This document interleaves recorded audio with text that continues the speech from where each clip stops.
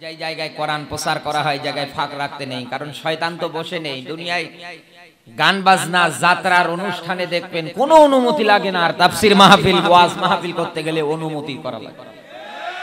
এর পা ধরো ওর পা ধরো, জুতো ক্ষয় হয়ে যাচ্ছে। এজন্য মেহেরবানি করে আপনারা একটু এগিয়ে আসেন, আমরা কোরআনে কারীম থেকে আলোচনা করব। আল্লাহ যেন আমাকে তৌফিক দান করে, বলেন না আমিন। আমার বন্ধুরা, যেটা বলতেছিলাম, এই পৃথিবীতে কোরআন যেই জায়গায় প্রচার করা হয়, কোরআন থেকে যে জায়গায় ব্যাখ্যা করা হয়, রাসূলুল্লাহ বলেন ওই জায়গার উপরে আল্লাহ রহমত বরকত সাকিনা নাজিল করতেই থাকে। শুধু এটা বলে শেষ করে দেয়নি, অযাকারাল্লাহু ফীমান ইনদা, আল্লাহ তাআলা ফেরেশতাদের নিয়ে এই বান্দাদের জন্য প্রশংসা করতে থাকে। সুবহানাল্লাহ বলতে পারেন না? তাহলে এখন হাজারো মানুষের ভিতর থেকে আমরা কত ভালো পর্যায়ে আছি, খুশি হয়ে আরেকবার বলছি আলহামদুলিল্লাহ। আল্লাহ পাক বলেন, রব্বানা আতিনা ফিদ দুনিয়া হাসানাতাও ওয়া ফিল আখিরাতি হাসানাতাও ওয়া কিনা আযাবান নার। সূরা বাকারা দ্বিতীয় নাম্বার সূরা 2 নাম্বার পারা 201 নাম্বার আয়াতে আমার আল্লাহ পাক এবার একটা চমৎকার ব্যাখ্যা আপনাকে উঠিয়ে ধরলেন।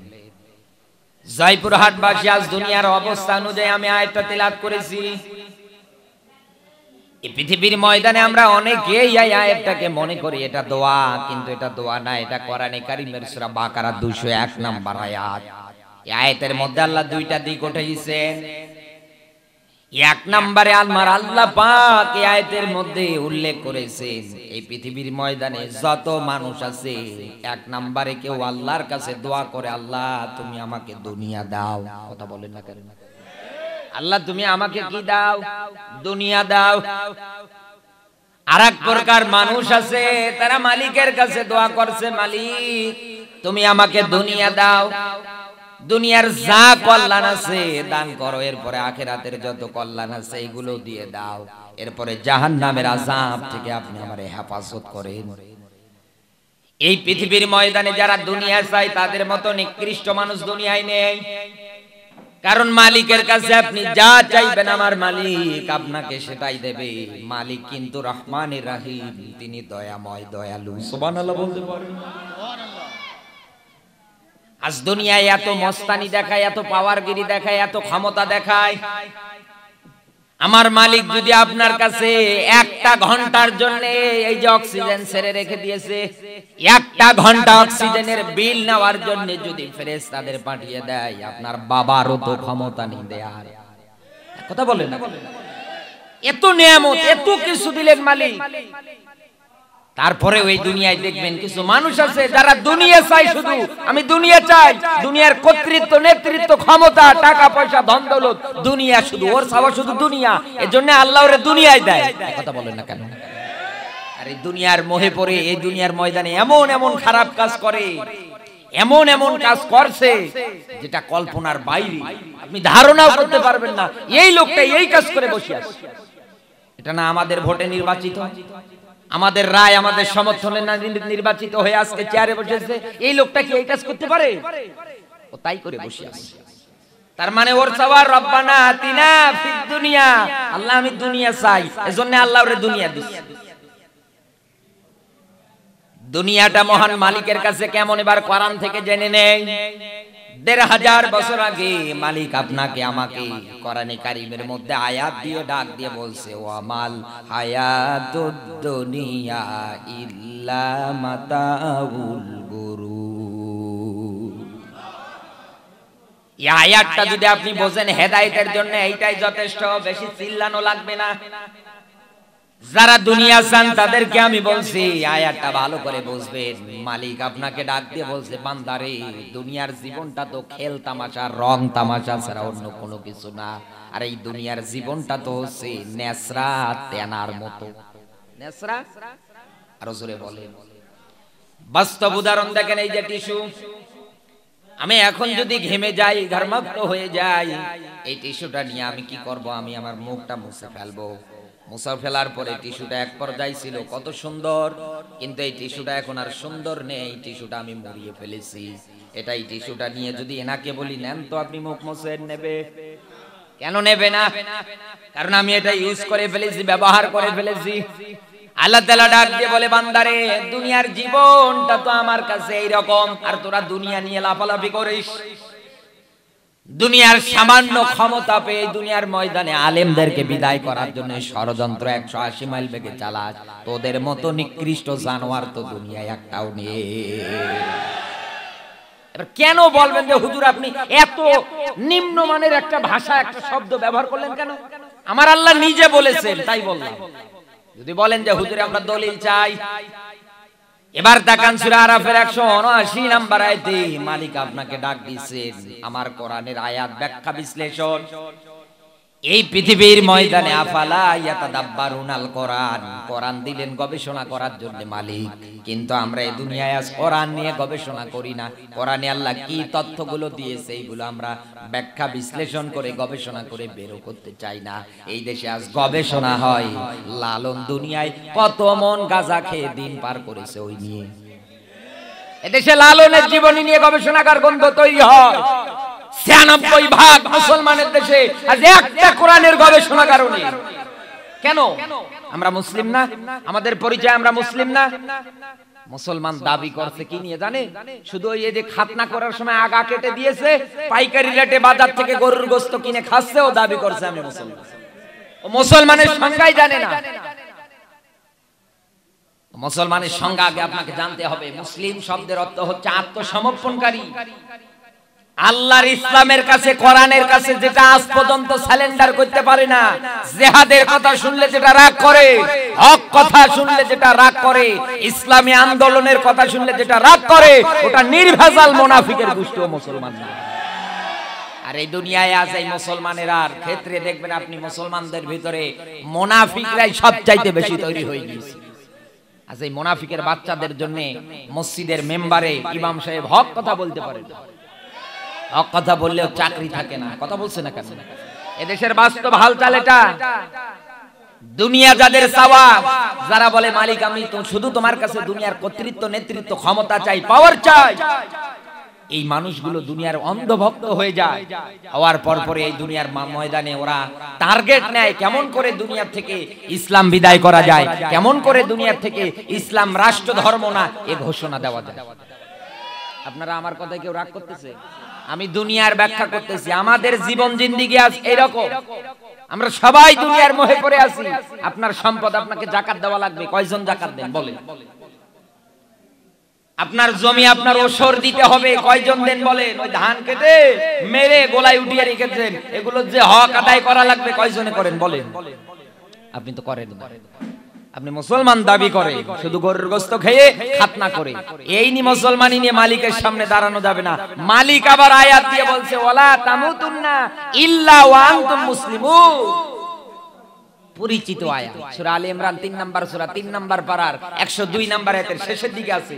এই যে আলেম সাহেব আলিম বসে আছে, আমার ওস্তাদ বসে আছে, জিজ্ঞাসা করে দেখেন কোরআনের যত জায়গায় আল্লাহ ওয়ালা শব্দ দিয়েছে তত জায়গায় আল্লাহ নিষেধাজ্ঞা দিচ্ছে, খবরদার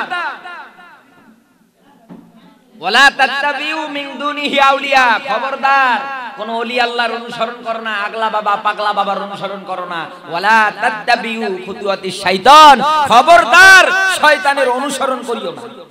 কথা বলেন না কেন? আল্লাহ এই জায়গায় ওয়ালা দিয়ে ডাক দিয়ে বলছে বান্দা ওই মুসলমান দাবি করলে হবে না, মুসলমান পরিপূর্ণ হও, এরপরে আমার সামনে আসো, কবরে আসো। পরিপূর্ণ মুসলমান না হয়ে আপনি যদি কবরে যান, বাটাম ফাটিয়ে সাইজ করবে কি? আরো জোরে বলেন কে? কিছু মানুষ মনে করে জান্নাত, নামাজ পড়বো, রোজা রাখবো, এই করব ওই করব, শেষ এই মনে হয় জান্নাত শেষ। আমি আজকে এসেছি আপনাকে বলে যাই, যারা দুনিয়া নিয়ে মেতে আছেন, দুনিয়ার রঙ্গ মেলায় যারা মেতে আছেন, রং তামাশায় যারা মেতে আছেন, আমি আপনাদেরকে বলে যাই স্পষ্ট ভাবে, দুনিয়ায় নামাজ আগে আসেনি। কথা বলেন না? এই দুনিয়ায় নামাজ আগে আসেনি, রোজা আগে আসেনি, হজ আগে আসেনি, যাকাত আগে আসেনি। এই দুনিয়ায় সবার প্রথম রাসূলের প্রতি আল্লাহ যেটা করেছেন আন আকিমুদ্দিন, নবী দ্বীন কায়েম করেন। এই কথা বলেন না? আজ দিন কায়েমের কথা এই দুনিয়ায় বললেই আপনার নামে লাগিয়ে দেবে হয় রাজাকার নতুবা জঙ্গি। এই দিয়ে কালার করে আমাদের কত দিনের মুজাহিদ গুলোকে, নিরপরাধ মানুষগুলো ঘরে থাকতে পারে না, তারা চোখ থেকে পানি ঝরাচ্ছে। আমরা একটা জানি যে একজন মুসলমান আরেকজন মুসলমানের প্রতি হক আছে কিছু, তার ভিতরে একজন মুসলমান ভাই যদি বিপদে পড়ে তাকে সাহায্য করা লাগে। আমরা কি করি? সাহায্য করার কোনো চিন্তা ভাবনাই নেই, দিন পার করে দেই। মালিক ডাক দিচ্ছে সূরা নিসার ৭৫ নম্বর আয়াত। আপনি একটা আয়াত যদি অস্বীকার করেন, খোদার কসম, একটা আয়াত শোনার পরে আপনি যদি বলেন কি পারা যায়, কি মানা যায়, হুজুর যা বলছে কি মানা যায়, কোরআন জানিয়েছেন হাবিতাত আমালুহুম, অতীত জীবনে যত ভালো আমল করেছিলেন না সব মুহূর্তের মধ্যে মালিক নষ্ট করে দেয়। মালিক যদি আপনার অতীত জীবনের নেকিগুলোকে নষ্ট করে দেয় উহা করার কারণে, কে আছে আপনাকে নেকি দেবে? আমারে বলেন, কেউ আছে? পাওয়ারগিরি ক্ষমতা দেখিয়ে নেকি নিতে পারবে? কখনো পারবে না। এজন্য পাওয়ারগিরি নেতাগিরি কম দেখান। যত পাওয়ারগিরি নেতাগিরি দেখবেন সব এই কোরআনের মাহফিলে এসেছে। দুনিয়ার অন্ধভক্ত। বিবেকটাকে জিজ্ঞাসা করেন, বিবেক আমার একবার যদি পাতলা পায়খানা হয় আমি বাড়ি গিয়ে আমার বউরে মা ডাকি, এক কথা বলেন, আমার দিশা থাকে না। আর সেই মানুষেরা করে কি? ক্ষমতা নিয়ে লাফালাফি করে। কোরআন বলছে খলিকাল ইনসানা দাইফা, আমি মানুষ বানিয়েছি একেবারে দুর্বল। এক কথা বলেন না কেন? একেবারে দুর্বল। আমার বন্ধুরা, আমার কথাগুলো হয়তো আপনার কলিজায় লাগতে পারে। আমি কারো দিকে তাকিয়ে কাউকে ভয় করে পরোয়া করে কথা বলি না। আকপাস পরে কি হবে এই চিন্তা আমার নেই, কারণ মালিকের আয়াত আমার জানা আছে। কোরআনে কারীম জানার পরে যদি আমি স্পষ্ট কথা উঠিয়ে না ধরি, মালিক আমারে কিয়ামতে এই জিহ্বা কেটে দেবে। আমি আমার এই ক্ষণিকের জিন্দেগি বালতু সিরুনা ফিল হায়াতিদ দুনিয়া, এই ক্ষণিকের জিন্দেগি আমার, ক্ষণিকের জিন্দেগিতে, দুনিয়ার জীবনটা তো আখিরাতের একটা শস্য ক্ষেত্র। আমার এই ক্ষণিকের জিন্দেগিতে আমার যেদিন জন্ম হয়েছে আমার মৃত্যুর তারিখও লেখা হয়ে গেছে। এক কথা বলেন, কোরআনের আয়াতে এবার দেখেন, সূরা মুলুকে আল্লাহ ব্যাখ্যা দিচ্ছেন আল্লাযী খলাকাল মাউতা ওয়াল হায়াতা। তাফসীর মাহফিলে এই জন্য আসতে হয়, আল্লাযী খলাকাল মাউতা ওয়াল হায়াতা। এখানে দেখেন আয়াতটা হওয়ার কথা ছিল আল্লাযী খলাকাল হায়াতা, না দিয়ে মাউতা দিলেন কেন? কারণ মালিক আপনাকে এটাই স্মরণ করে দিতে চায়, ও বান্দা, দুনিয়ায় মশান দেখাও আর ক্ষমতা দেখাও আর পাওয়ারগিরি যেটাই দেখাও না কেন, দুনিয়ার লোভ লালসায় রঙ্গ মেলায় তুমি যতই মেতে যাও না কেন, আমি মালিক হায়াত বানানোর আগেই মরণ বানিয়েছি। এই ব্যাখ্যা কার? অস্বীকার করতে পারবেন? অস্বীকার করতে পারবেন? পারবেন। এই দুনিয়ার ময়দানে যারা দুনিয়া চান মালিকের কাছে, এই পৃথিবীর ময়দানে একজন শাসক ছিলেন হযরতে মুসা আলাইহিস সালাতু ওয়াস সালামের সময়, নাম তার ফেরাউন। কি নাম? আরো জোরে বলেন। এই ফেরাউন মালিকের কাছে দুনিয়া চেয়েছিল, আমি মালিক, এই পৃথিবীর ময়দানে আমি রব বলে দাবি করেছি, আনা রব্বুকুমুল আলা, আমি তোমাদের সবচাইতে বড় রব বলে দাবি করলাম। ও মালিক, আমি তোমার কাছে দুনিয়া চাই। আমি জানি তুমি একজন আছো, এটা জানার পরেও আমি তোমার কাছে শুধু দুনিয়া চাই। মালিক আমার রহমানির রহিম, মালিক হচ্ছেন দয়ালু। এই পৃথিবীর ময়দানে ফেরাউনকে আল্লাহ দুনিয়া দিয়েছিলেন, ও দুনিয়ায় বেঁচে ছিল 600 বছরের উপরে। কত? আরো জোরে বলে। সামান্য তরমুজের ক্ষেতের কর্মচারী থেকে দেখেন রাষ্ট্রের প্রধান নেতা, রাষ্ট্রের প্রধান নেতা হওয়ার পরে ওর ইচ্ছা আকাঙ্ক্ষা, ও দুনিয়া চায়। রব্বানা আতিনা ফিদ দুনিয়া, ও মালিকের কাছে দুনিয়া চায়। গভীর রজনীতে একদিন যায় নামাজটা বগলের নিচে নিয়ে পাহাড়ি এলাকা দিয়ে হেঁটে হেঁটে যাচ্ছে, এক গুহার মধ্যে প্রবেশ করেছে। করার পরে যায় নামাজ বিছিয়েছে, সিজদায় পড়ে ক্রন্দন করছে আর ডাকতে বলছে, মালিক আমি জানি তুমি একজন আছো, এটার পরেও আমি খোদা দাবি করছি।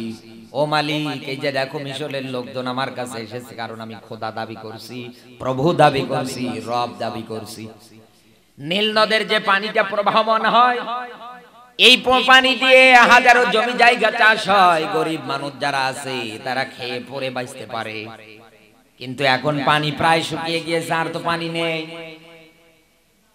তারা সবাই আমার কাছে এসে আরজি করছে আর ডাক দিয়ে বলছে, দেখেন আপনি তো খোদা দাবি করলেন, আমাদের এখন পানি এনে দেয়া লাগবে।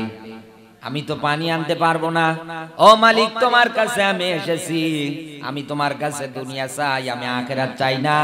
মরণের পরে তুমি যা পারো তাই করো, অসুবিধা নেই। পিছন দিক থেকে দুইজন ডাক দিয়ে বলছে, প্রভু একবার এদিকে তাকান। যেহেতু এটা ছিল গোপন মোনাজাত, রাজদরবার থেকে একেবারে দূরে চলে গিয়েছে মরুভূমি গুহার মধ্যে। দুইজন লোকের কণ্ঠে যখন এই ডাক শুনেছে, সঙ্গে সঙ্গে চমকে উঠে পিছনে ঘুরে ডাক দিয়ে বলছে, কারা তোরা, এই জায়গার মধ্যে কি চাস? ডাক দিয়ে বলছে, আমরা একটা বিচার নিয়ে এসেছি।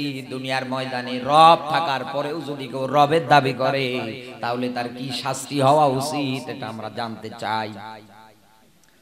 ফেরাউন ডাক দিয়ে বলছে, বেটা পাগল পেয়েছিস আমার, এই জায়গায় বিচারের রায় দেব?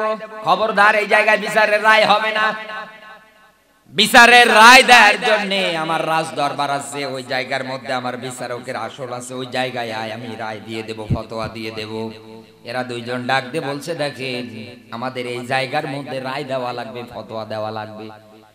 ফেরাউন বলছে, না দেব না। দুইজনে ডাক দিয়ে বলছে, দেখেন আপনি এই জায়গার মধ্যে একা, আপনার সেনাবাহিনী নেই, আপনার পুলিশ নেই, আপনার বিডিআর নেই, আপনার আনসার নেই, আপনার বর্ডার গার্ড নেই, কেউ নেই না, আপনার বডিগার্ড। আপনি যদি উল্টো পাল্টা করেন, এই জায়গার মধ্যে আপনাকে জিন্দা মেরে পুঁতে ফেলবো।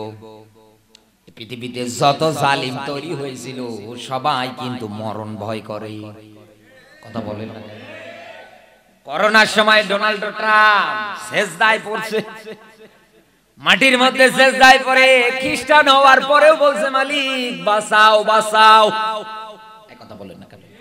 মুসলমানদের মসজিদ গুলোতে যাওয়ার পরে ইমামকে ডাক দিয়ে বলছে, একটু দোয়া করো যেন মালিক এটার থেকে হেফাজত করে। এই দুনিয়ার ময়দানে জালিম যারা আছে, দেখবেন যে ওরাও কিন্তু মরণকে সবচাইতে ভয় করে বেশি। কথা বলেন না কেন? কারণ ও জানে আমি যা করছি এটা ভালো করি না। আমি যেটা করতেছি, আমার এই হাত দিয়ে আমি মিথ্যা মামলা লিখে হাজারো মানুষের কলিজার টুকরাকে আমি কেড়ে নিয়েছি। আমার এই হাত বসে থাকবে না, কিয়ামতের ময়দানে সাক্ষী দেবে, আলিয়াউমা নাকতিমু আলা আফওয়াহিহিম ওয়া তুকাল্লিমুনা আইদিহিম ওয়া তাশহাদু আরজুলুহুম। আমার এই হাত বসে থাকবে না। এই হাতের কলমে আমি আমার বোনের জমি জাল দলিল করে নিয়েছি, আমার ভাইকে ঠকিয়েছি, আমার মা বাবাকে ঠকিয়েছি, আত্মীয় স্বজন পাড়া প্রতিবেশী, আমার এই হাত দিয়ে আমি কষ্ট দিয়েছি। এই হাত দিয়ে কোরআনের 50 বছরের তাফসীর করা শ্রেষ্ঠ মুফাসসিরকে মিথ্যা মামলা দিয়ে 13 বছর জেল খাটিয়েছি। এই হাত আমার বসে থাকবে না, এই হাত আমার বসে থাকবে না। মালিকের কাছে কিয়ামতের ময়দানে আলিয়াউমা নাকতিমু আলা আফওয়াহিহিম, মুখটা সেলাই হবে। মুখটা কি হবে? সেলাই হয়ে যাবে, বন্ধ হয়ে যাবে, আর কথা বলতে পারবে না। এই হাত কথা বলবে, ডাক দিয়ে বলবে, মালিক আমাকে দ্বারা কত নিরপরাধ মানুষকে এই লোকটা এই করেছে, এই করেছে। কত নিরপরাধ মানুষ ঘরে থাকতে পারেনি, কত নিরপরাধ মানুষ স্ত্রীর কাছে থাকতে পারেনি, কত নিরপরাধ মানুষ এই হাত দিয়ে কলমের সাইন দিয়ে একটা মিথ্যা মামলার কারণে সন্তান থেকে আলাদা, মা বাবা থেকে আলাদা। কত মা বাবা চোখ থেকে পানি ঝরায়। কোরআনের পাখি, কোরআনের বুলবুলি মুফতি আমির হামদা ভাইয়ের বাড়িতে আমি যতবার গিয়েছি, তার মা বাবা আমার মাথায় হাত দিয়ে দোয়া করে, হাউমাউ করে চোখ থেকে পানি ঝরাচ্ছে, ক্রন্দন করতেছে। এই যে মানুষটাকে যে মিথ্যা মামলা দিয়ে আপনি গ্রেফতার করেছেন, এর কোনো অস্তিত্ব নেই, এর কোনো ভিত্তি নেই। এই হাত দিয়ে লিখেছেন মামলাটা, এই হাতটা বসে থাকবে না, কিয়ামতে মালিকের সামনে দাঁড়িয়ে যাবে, আপনার বিপক্ষে সাক্ষী দেবে, কি জবাব দেবেন হিসাব করে মরে। ওরা তো এমনি মরণ ভয় করে না। ওয়া তাশহাদু আরজুলুহুম, জুলুহুম মানে কি? পা পা পা দিয়ে হেঁটে হেঁটে তাফসীর মাহফিল, কোরআনের মাহফিলে এসে বাধা দেন, কাউন্টার দিতে আসেন। কিয়ামতের দিন এই পাটা বিরুদ্ধাচরণ করবে, আপনার বিপক্ষে চলে যাবে, কি জবাব দেবেন হিসাব করে মারা যান। কথা বলছেন? আমার কথাগুলো শোনার পরে আমি জানি আপনার রাগ হচ্ছে, রাগ হোক, যাই হোক, কলিজা ফাটুক, সিরুক, যেটাই হোক না কেন আমি বলবো। যিকরালিল মুমিনিন, এই কোরআন মুমিনদের জন্য শেফা। আমার কথা না, কথা কার? আরো জোরে বলেন কার? কোরআন থেকে হক কথা হলে পরে ইমানদার যারা আছে ওদের ঈমান যা আছে আল্লাহ আরো বাড়িয়ে দেবে। সিদ্ধান্ত তৈরি করবে ওয়ালা রাব্বিহিম ইয়াতাওয়াক্কালুন, আমি আমার মালিকের উপরে ভরসা বাদ দিয়ে আর কারো উপরে ভরসা করব না, আমার যেটাই হোক না কেন। এজন্য হিসাব করেন, দুনিয়া চান আপনি, এই হাত দিয়ে এত কিছু করছেন, হাতটা বিরুদ্ধে যাবে। মুসলমান একটা বার বিবেক খাটান তো, এই মুহূর্তে এই জায়গার মধ্যে আমার এই হাতটার মধ্যে যদি আগুন লেগে যায়, হাতটা যদি আমার একদম পুড়ে যায়, ভালো করে কথাটা আপনি আমার বুঝবেন। আমার এই হাতটাতে আগুন যদি লেগে যায়, আমার এই হাতটা পুড়ে যাবে, জ্বালা যন্ত্রণা শুরু হয়ে যাবে। আমার এই হাতটাকে ভালো করার জন্য, এই জ্বালা যন্ত্রণা দূর করার জন্য আমি কি করব? ট্রিটমেন্ট নেওয়ার জন্য জয়পুরহাটের যে সদর হাসপাতাল আছে, যত ডায়াগনস্টিক সেন্টার আছে, যত হাসপাতালের ডক্টর আছে, এক জায়গায় গিয়ে যদি না পাই আরেক জায়গায় যাব, ওই জায়গায় না পেলে আরেক জায়গায় চলে যাব। কথা বলেন না কেন? আমার টার্গেট, লক্ষ্য, উদ্দেশ্য আমার এই হাতের যন্ত্রণা কমানো লাগবে। এরপরে আমি ডক্টরের কাছে গেলাম, দীর্ঘদিন আমি চিকিৎসা করার পরে আমার এই হাতের রোগটা ভালো হয়ে গেল, পুড়ে গিয়েছিল, এটা ভালো হয়ে গেল।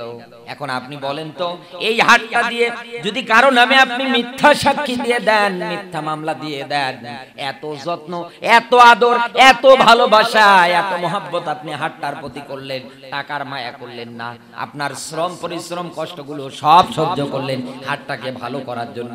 কিয়ামতের ময়দানে এই হাতটাই তো আপনার বিরুদ্ধে চলে গিয়ে মালিকের সামনে দাঁড়িয়ে সাক্ষী দেবে। মাথার থেকে শুরু করে আপনার কিচ্ছু না, কথা বলেন না, কিচ্ছু না। মুসলিম শরীফের হাদিস, আল্লাহর নবী বলেন, মানুষ শুধু দাবি করতে পারে ও তিনটা জিনিস। কয়টা? আরো জোরে বলেন, কয়টা? এক নম্বরে খেয়ে যেটা হজম করে শুধু দাবি করতে পারবে এটা ওর। দুই নম্বরে যতটুকু জ্ঞান অর্জন করেছে এটা শুধু দাবি করতে পারবে ওর। কথা বলেন, আমার মাথার মধ্যে যে জ্ঞান আছে এটার ভাগ দুনিয়ার কেউ নিতে পারবে না। তিন নম্বরে, এই পৃথিবীর ময়দানে আমি আখিরাতের ময়দানের জন্য পুঁজি অর্জন করার ক্ষেত্রে যতটুকু নেক আমল করেছি এইটা শুধু আমার। আল্লাহর নবী বলেন, বানি আদমের এই তিনটা জিনিস ছাড়া যত কিছু তাকিয়ে দেখছেন না কেন, একটাও কিন্তু আপনার না। মানুষ বোঝে না, এত কায়দায় মানুষদেরকে আজ কোরআন থেকে ইসলামের ব্যাখ্যা বিশ্লেষণ, প্রত্যেকটা পাড়া পাড়া মহল্লার মধ্যে তাফসীর মাহফিল, কোরআনের মাহফিলের আয়োজন করে মানুষদেরকে হেদায়েতের পথে ডাকা হয়, মানুষদেরকে ভালোর পথে ডাকা হয়। তারপরেও মোনাজাত করে ছেড়ে দেবেন, ওই আগে যা ছিল পরেও তা। কেন কাজ হয়? এই ব্যাপারে আমি কোরআনে কারীম থেকে আপনাকে একটা আয়াত বলছি, আপনি আমার সঙ্গে একমত হতে বাধ্য হবে। কোরআনে কারীম জানিয়েছে, ইন্নাল্লাযীনা কাফারু সাওয়াউন আলাইহিম আ'আনযারতাহুম আম লাম তুনযিরহুম লা ইউমিনুন।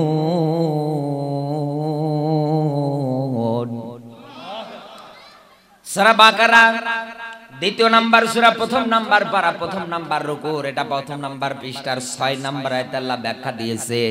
এত তাফসীর মাহফিল, এত কোরআনের আয়োজন, এত মসজিদের খতিব সাহেব চিল্লা পাল্লা করে আসেন, মসজিদে আসেন, নামাজে আসেন, ভালো ভালো কাজ করেন, মিথ্যা মামলা দেওয়া বন্ধ করে দেন, জমির আইল ঠেলা বন্ধ করে দেন, কাউকে ঘরে থাকতে দেন না, এইগুলো বন্ধ করে দেন, বনের জমি অন্যায় ভাবে ঠকিয়ে আপনি নিয়ে নিচ্ছেন হাত দিয়ে, এগুলো বন্ধ করে দেন। এক কথায় যত খারাপ কাজ আছে সব বন্ধ করে দেন, ভালোর পথে আসে। এত কিছু ডাকার পরেও কেন কাজ হয় না?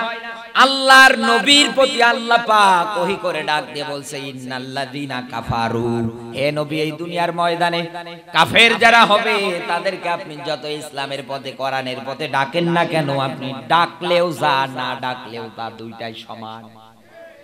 এ কোন দিন ঈমান আনবে না। এক কথা বলেন না কেন? কাফের মুসলিমের পরিচয় দিয়ে দুনিয়ায় যারা কাফের হয়ে বসে আছে, জিহাদের আয়াত বলবেন, বলবে হুজুর দিনকাল ভালো না, অস্বীকার করে। কোরআন বলছে, ওয়াল্লাযীনা কাফারু ওয়া কাযযাবু বিআয়াতিনা উলাইকা আসহাবুল জাহিম। সূরা মাইদার 86 নম্বর আয়াত, ওয়াল্লাযী, অতঃপর যারা, কাযযাবু অস্বীকার করে, বিআয়াতিনা, আয়াত বলতে কোরআনের আয়াত, এখানে আলেম যারা বসে আছেন গ্রামাটিক্যালের অনুযায়ী জিজ্ঞাসা করেন উলাইকা ইসমে ইশারা, আমার যেমন হাতের 5টা আঙ্গুল আছে, মালিকের কুদরতের আঙ্গুল আছে, মালিক কুদরতের আঙ্গুল দিয়ে দেখিয়ে দিয়েছে উলাইকা। তার মানে ওই গ্রামের, ওই জনপদের, ওই এলাকার ওই লোকগুলো কি তারা কোরআনের আয়াত অস্বীকার করেছে। ইমাম সাহেব কোরআন দিয়ে ইসলামের পথে মানুষদেরকে ডাকেছে, ডিনাই করে, অহংকার করে। দুইটাই সমান, ডাকলেই কি আর না ডাকলেই কি। আল্লাহ পাক বলেন, হে নবী, ওরা কোনদিন দুনিয়ায় ঈমান আনবে না। তার মানে ওরা মুসলিম পরিচয় দিলেও আমার আল্লাহর কাছে কাফের। দুনিয়ায় কোন মানুষকে ঈমানের পথে ডাকার পরেও যদি সে না আসে, ইসলামের পথে আহ্বান করার পরেও যদি মানুষটা না আসে, ইসলামের পথে, কোরআনের পথে করিস, এই দুনিয়ায় ময়দানে তাকে যদি আত্মসমর্পণ করতে বলা হয়, সে যদি না করে, কোরআনে কারিমে আমার আল্লাহ কড়া ভাষা ব্যবহার করে ডাক দিছে, ফাকাদ দাল্লা দালালাম বাঈদা। কিছু বুঝলে? আল্লাহ তাআলা বলেন, আমি কোনদিন ওকে আর হেদায়েতের পথ দেব না, কোনদিন ওকে আর ইহদিনাস সিরাতাল মুস্তাকিম যতই পড়ুক আমি দেব না, ও যদি আমার আয়াত অস্বীকার করে। এক কথা বলেন, মালিক যদি পথ না দেয়, মারামারি করে নেবে, মিছিল করে নেবে, অবরোধ করে নেবে, কিচ্ছু করতে পারবে না। আমার বন্ধুরা ব্যাখ্যায় ছিলাম, ফেরাউন ডাক দিয়ে বলছে, ঠিক আছে বল এবার তোদের কি চাওয়া। ডাক দিয়ে বলছে, বললাম তো আগে, মালিক থাকার পরেও যদি দুনিয়ায় কেউ মালিকের দাবি করে, তার কি শাস্তি হওয়া উচিত। যেহেতু রাতের বেলা, রাত প্রায় হয়ে যাচ্ছে, ওর টার্গেট নীল নদে পানি আসলো কিনা। ও কি মেরে তাকিয়ে দেখছে নীল নদ একেবারে পরিপূর্ণ হয়ে গিয়েছে, পানি টলমল করছে, স্রোত বয়ে বয়ে যাচ্ছে। আনন্দে উৎফুল্ল হয়ে হাতের আঙ্গুল ইশারা করে ডাক দিয়ে বলছে, ওই যে দেখছো পানি বেয়ে বেয়ে যাচ্ছে না। দুনিয়ায় কোন মানুষ যদি মালিক থাকার পরে, রব থাকার পরে, খোদা থাকার পরেও যদি দাবি করে, তাহলে তার শাস্তি তাকে ওই জায়গার মধ্যে চুবিয়ে চুবিয়ে মারা উচিত। এরা দুইজন বলছে, লিখে দেন, এই যে নেন খাতা কলম।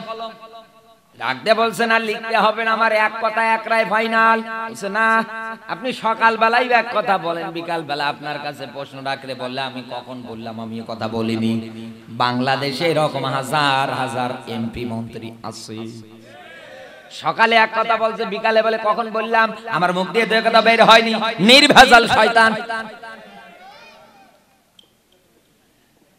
ডাক দিয়ে বলছে, ঠিক আছে খাতা কলম দেন, আমি লিখে দিচ্ছি, দুনিয়ায় রব থাকার পরে, খোদা থাকার পরেও কেউ যদি দাবি করে, তাহলে তাকে ওই জায়গার মধ্যে চুবিয়ে চুবিয়ে মারা উচিত। ফেরাউন সই করে দিয়েছি। দুইজন হাতে নেওয়ার পরে এবার হাসতেছে। ডাক দিয়ে বলছে, কোন কারণে হাসতেছো, কারণটা তো বলবা। ডাক দিয়ে বলে, দেখেন আমরা কিন্তু মানুষ না, আল্লাহর পক্ষ থেকে আমি জিবরাইল আর এই হচ্ছে মিকাইল, আমরা দুইজন ফেরেশতা। এই যে আপনি লিখলেন, এটা একদিন আপনার উপরে কার্যকর হবে।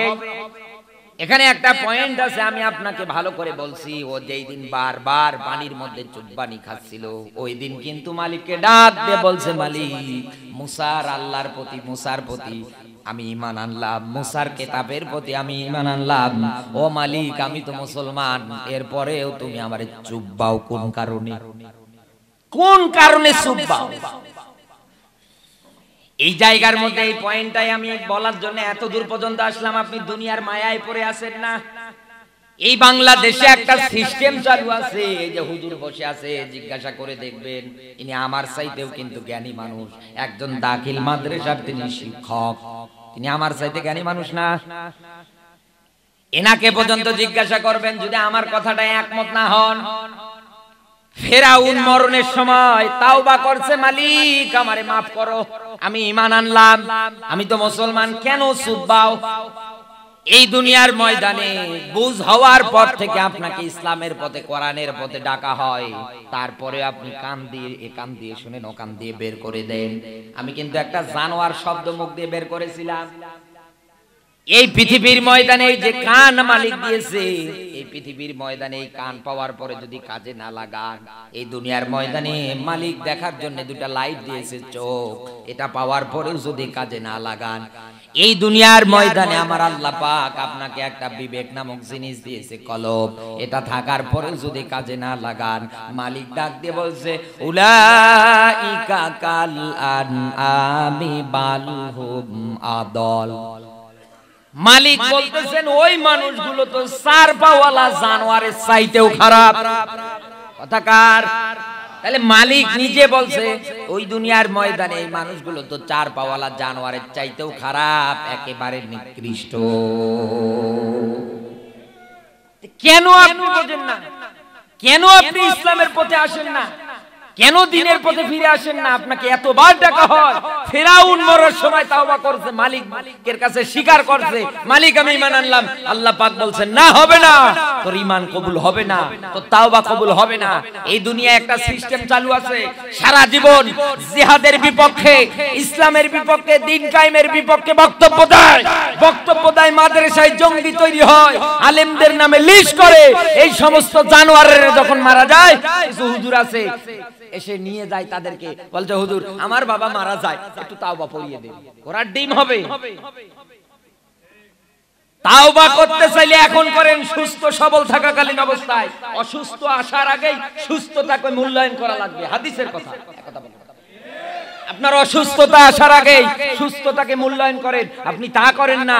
অসুস্থ হয়ে গিয়েছেন, আল্লাহ বাঁচাও, আল্লাহ বাঁচাও, আল্লাহ বাঁচাবে, আরো ঠেসে ধরবে। কথা বলেন না কেন? ইন্নাহুম ইয়াকিদুনা কায়দা ওয়া আকিদু কায়দা ফামাহিলিল কাফিরিনা আমহিলহুম রয়দা। আল্লাহ তাআলা বলেন কাফের বেঈমান যারা আছে, কর, কত করবি কর, লাগাম ছাড়া আমি তোদের ছেড়ে দিয়েছি, অবকাশ দিয়ে দিয়েছি, কর, কত করবি কর। আমি যেই দিন ধরবো আমার হাত দিয়ে, এক আছাড়ে ভুঁড়ি বের করে দেব। কেমন কথা এটা?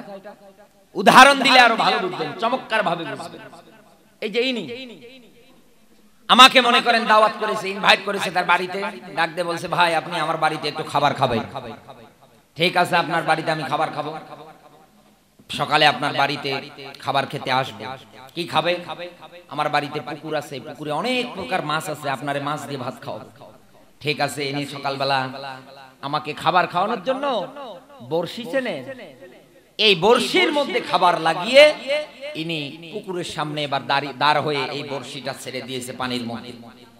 বড়শিটা কিন্তু এই যে খাবারটা হাজার হাজার পানি ওই জায়গার মধ্যে আছে, মাছও আছে ওই রকম।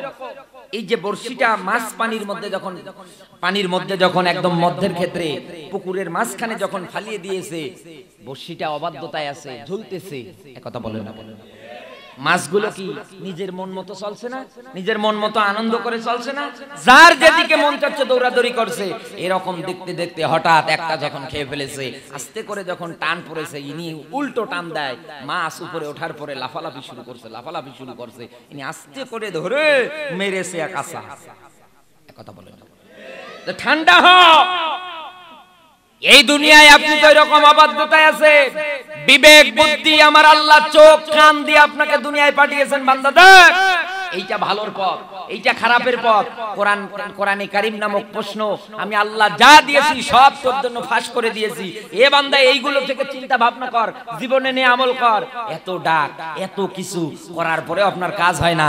মালিক যেই দিন ধরবে আপনার এক থাপ্পড়ে দাঁত ফুলিয়ে দিবে। মশান দেখান, ক্ষমতা দেখান, কোরআনের বিরুদ্ধে, ইসলামের বিরুদ্ধে, আলেমদের বিরুদ্ধে লিস্ট তৈরি করে মিথ্যা মামলা দেওয়ার জন্য রাস্তার মোড়ে মোড়ে গভীর রজনীতে বসে থাকেন। এটা চেক করেন, ওটা চেক করেন, একদিন মালিকের কাছে জবাব দেওয়া লাগবে। মাজলুমরা যখন দোয়া করে, নবীজি বলেন এই দোয়ার মধ্যে কোনো পর্দা থাকে না, পর্দা ছাড়া মালিক কবুল করে। আল্লাহ তাআলা ডাক দিচ্ছেন ওমা লাকুম লা তুকাতিলুনা ফি সাবিলিল্লাহ। কি হলো তোমাদের? কেন তোমরা আল্লাহর পথে লড়াই করো না? কেন সংগ্রাম করো না? কত বিদ্যা আবাল অসহায় নারী পুরুষগুলো কেঁদে কেঁদে দোয়া করছে, রব্বানা আখরিজনা মিন হাযিহিল ক্বরিয়াতিজ জালিমি আহলুহা। ও মালিক, এই জনপদের মানুষগুলো জালিম। আল্লাহ তোমার পক্ষ থেকে একজন বন্ধু পাঠাও, একজন সাহায্যকারী পাঠাও, আমাদেরকে বাঁচাও। এই যে বিদ্যা অসহায় আবাল নারী পুরুষগুলো কেঁদে কেঁদে দোয়া করছে কার কাছে? আজ ফিলিস্তিনের দিকে তাকান, আমাদের নিরীহ কত মুসলমান ভাইগুলোর বুকের মধ্যে বুলেট চালিয়েছে ইহুদির বাচ্চারা। আর এই দেশের মধ্যে থেকে মুসলিম পরিচয় দিয়ে মেয়ে বিয়ে দেয়, ছেলে বিয়ে দেয় ইহুদি খ্রিস্টানদের সাথে। আপনার গলা ধরা পীড়িত, তাই না? বলতে গেলে রাগ হয়। যারা মুসলমানদেরকে বিদায় করার জন্য ষড়যন্ত্র করে, যারা মুসলিমদের বুকে গুলি চালায়, ছোট্ট ছোট্ট দুধের শিশুগুলোকে আছাড় মেরে দুনিয়া থেকে বিদায় করে দেয়, ওদের সঙ্গে আপনার আত্মীয়তা হয়। এই দুনিয়ায় তিনটা জাতিকে আল্লাহ অভিশাপ দিয়েছে। কয়টা জাতি? এক নম্বরে খ্রিস্টান, দুই নম্বরে ইহুদি, তিন নম্বরে নাসারা। এদেরকে আল্লাহ নিজে অভিশাপ দিয়েছে। কোন কারণে দিলেন? কারণ এদের কাছে সত্য বিধান এসেছিল, কিন্তু এরা পাওয়ার পরে অস্বীকার করেছে। এক কথা বলেন না, সত্য বিধানকে অস্বীকার করার কারণে মালিক এদের নিজে অভিশাপ দিয়েছে। আপনি মুসলমান ঘরের মেয়ে, মুসলমান ঘরের আপনি একজন ছেলে, তারপরে আপনার আজকে ইহুদি খ্রিস্টানদের সঙ্গে গলা ধরা পীড়িত। যারা মুসলিমদেরকে টাইট করতে চায়, সূরা মাইদার 51 নম্বর আয়াতের দিকে তাকান। মালিক বলছেন, খবরদার ইহুদি খ্রিস্টানদের সঙ্গে যেন তোমাদের বন্ধুত্ব না হয়। কথা বলেন না কেন? আপনি কোরআনের আয়াত কখন অস্বীকার করছেন? পদে পদে অস্বীকার করছেন। আমি তো শুরুতেই বললাম, এই দেশে আজ 96% মুসলমানের ক্ষেত্রে অধিকাংশ মানুষ মুসলমানের তালিকায় নামে। আমার বন্ধুরা, আমি যেটা ব্যাখ্যা দিচ্ছিলাম আপনাকে, ফিরাউন মরণের সময় আল্লাহর কাছে তাওবা করতেছে। আমার আল্লাহ পাক বলছেন যে জানা হবে না। এই দুনিয়ার ময়দানে আপনি মিলিয়ে দেখবেন একটা সিস্টেম চালু আছে। মারা যাওয়ার সময় দেখবেন সূরা ইয়াসিন পড়াচ্ছে, পাঠ করতেছে বসে বসে। এটা পরে ফু দেয়, ওটা পরে ফু দেয়। এই দুনিয়ার ময়দানে কোরআনে কারীমটা তো এসেছিল, লিতুখরিজান নাসা মিনাল যুলুমাতি ইলান নূর। বলেন আল্লাহু আকবার। সূরা ইব্রাহিমের 2 নম্বর আয়াতে আছে। এখানে যারা আলেম বসে আছে, এবার জিজ্ঞাসা করেন, গভীর তথ্যটা নিয়ে যান। এই যে লাম শব্দটা ব্যবহার হয় 19টা কায়দায়, তার ভিতরে 13 নাম্বার কায়দা আছে বালাগাত মান্তিকে, যেটাকে বলা হয় আলেমে পড়ানো হয়। এটা এই যে লাম শব্দটা ব্যবহার হয় শুধু জিন্দা মানুষদের জন্য। এই দুনিয়ার ময়দানে কোরআনে কারীম এসেছে, জিন্দা মানুষ যারা হবে তাদেরকে অন্ধকারের পথ থেকে আলোর পথে নিয়ে যাবে। কথা বলেন না কেন? অন্ধকার বলতে কি রাতের অন্ধকার না। এই দুনিয়ার ময়দানে সমুদ্রের নিচের অন্ধকার না, গুহার অন্ধকার না, পাপাচার জুলুম নির্যাতনের অন্ধকার থেকে নূর মানে আলো, নূর মানে জান্নাত, একেবারে পাপাচার জুলুম নির্যাতনের অন্ধকার থেকে ধুয়ে মুছে সাফ করে মালিকের জান্নাতে নিয়ে যাবে। এই জন্য তো কোরআন এসেছে। কথা বলেন না কেন? আপনাকে এত ডাকা হয়, এত ব্যাখ্যা বিশ্লেষণ করা হয়, আপনার কান অবধি পৌঁছয় না, আপনি মানতে পারেন না।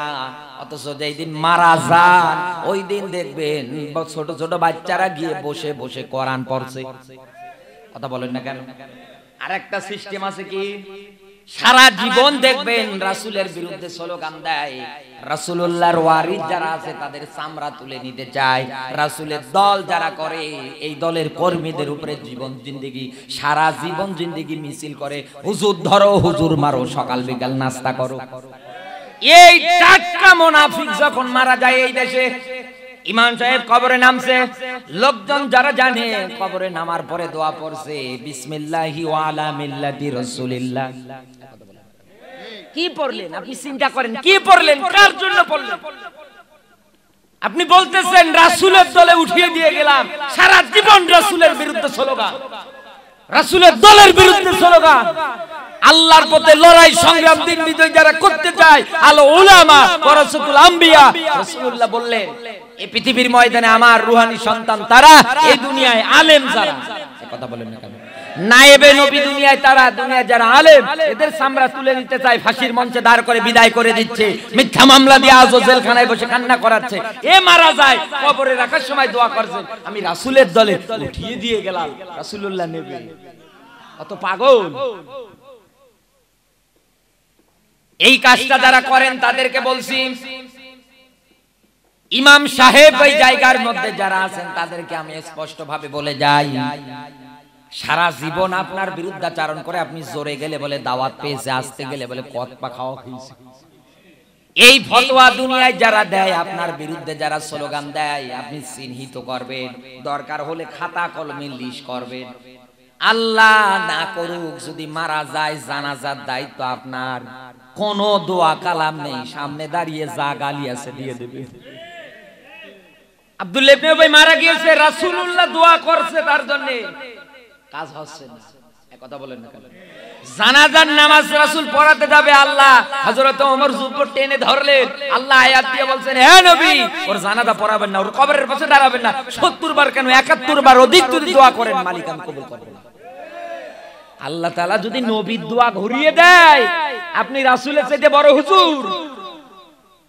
এ দেশে সস্তা মৌলবি আছে গো, 20 টাকার নোট হাতে দেবেন, এরপরে জয়পুরহাটের বড় সিনেমা হল উদ্ভাবন হবে, তার করে বলবেন হুজুর একটু দোয়া করে দেন, হুজুর দোয়া করবে, আল্লাহ কিয়ামত পর্যন্ত জারি রাখবে, ট্রাক দিয়ে সওয়াল পাবে না।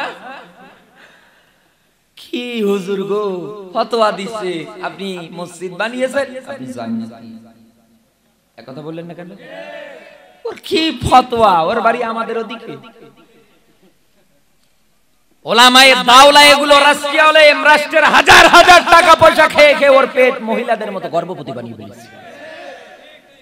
এরাই লিস্ট তৈরি করে, হকপন্থী আলেম দুনিয়ায় কারা আছে তাদের লিস্ট তৈরি করে দেয়। সাবধান হয়ে যান, আপনি মারা যাওয়ার সময় ঈমান পাবেন না। আপনি ইসলাম আংশিক মানেন, আংশিক মানছেন না। আব্দুল্লাহ ইবনে উবাইয়ের যা পরিণতি হয়েছে আপনারও তাই হবে, কারণ মুনাফিক হয়ে মরবেন। কোরআন জানিয়েছে ইন্নাল মুনাফিকিনা ফি দারকি আসফালি মিনান নার। ইসলাম আংশিক মানেন আর আংশিক মানেন না, রাসূলের দলে ডাকা হয় আসেন না, মরণের সময় ঠিকই দোয়া পড়েন, কোনো কাজে আসবে না। কোরআন বলতেছেন সূরা নিসার 143 নম্বর আয়াতে, মুনাফিক যদি মারা যায় ওর জায়গা হবে একেবারে জাহান্নামের নিচে। এক কথা বলেন না কেন? জাহান্নামের কোথায়?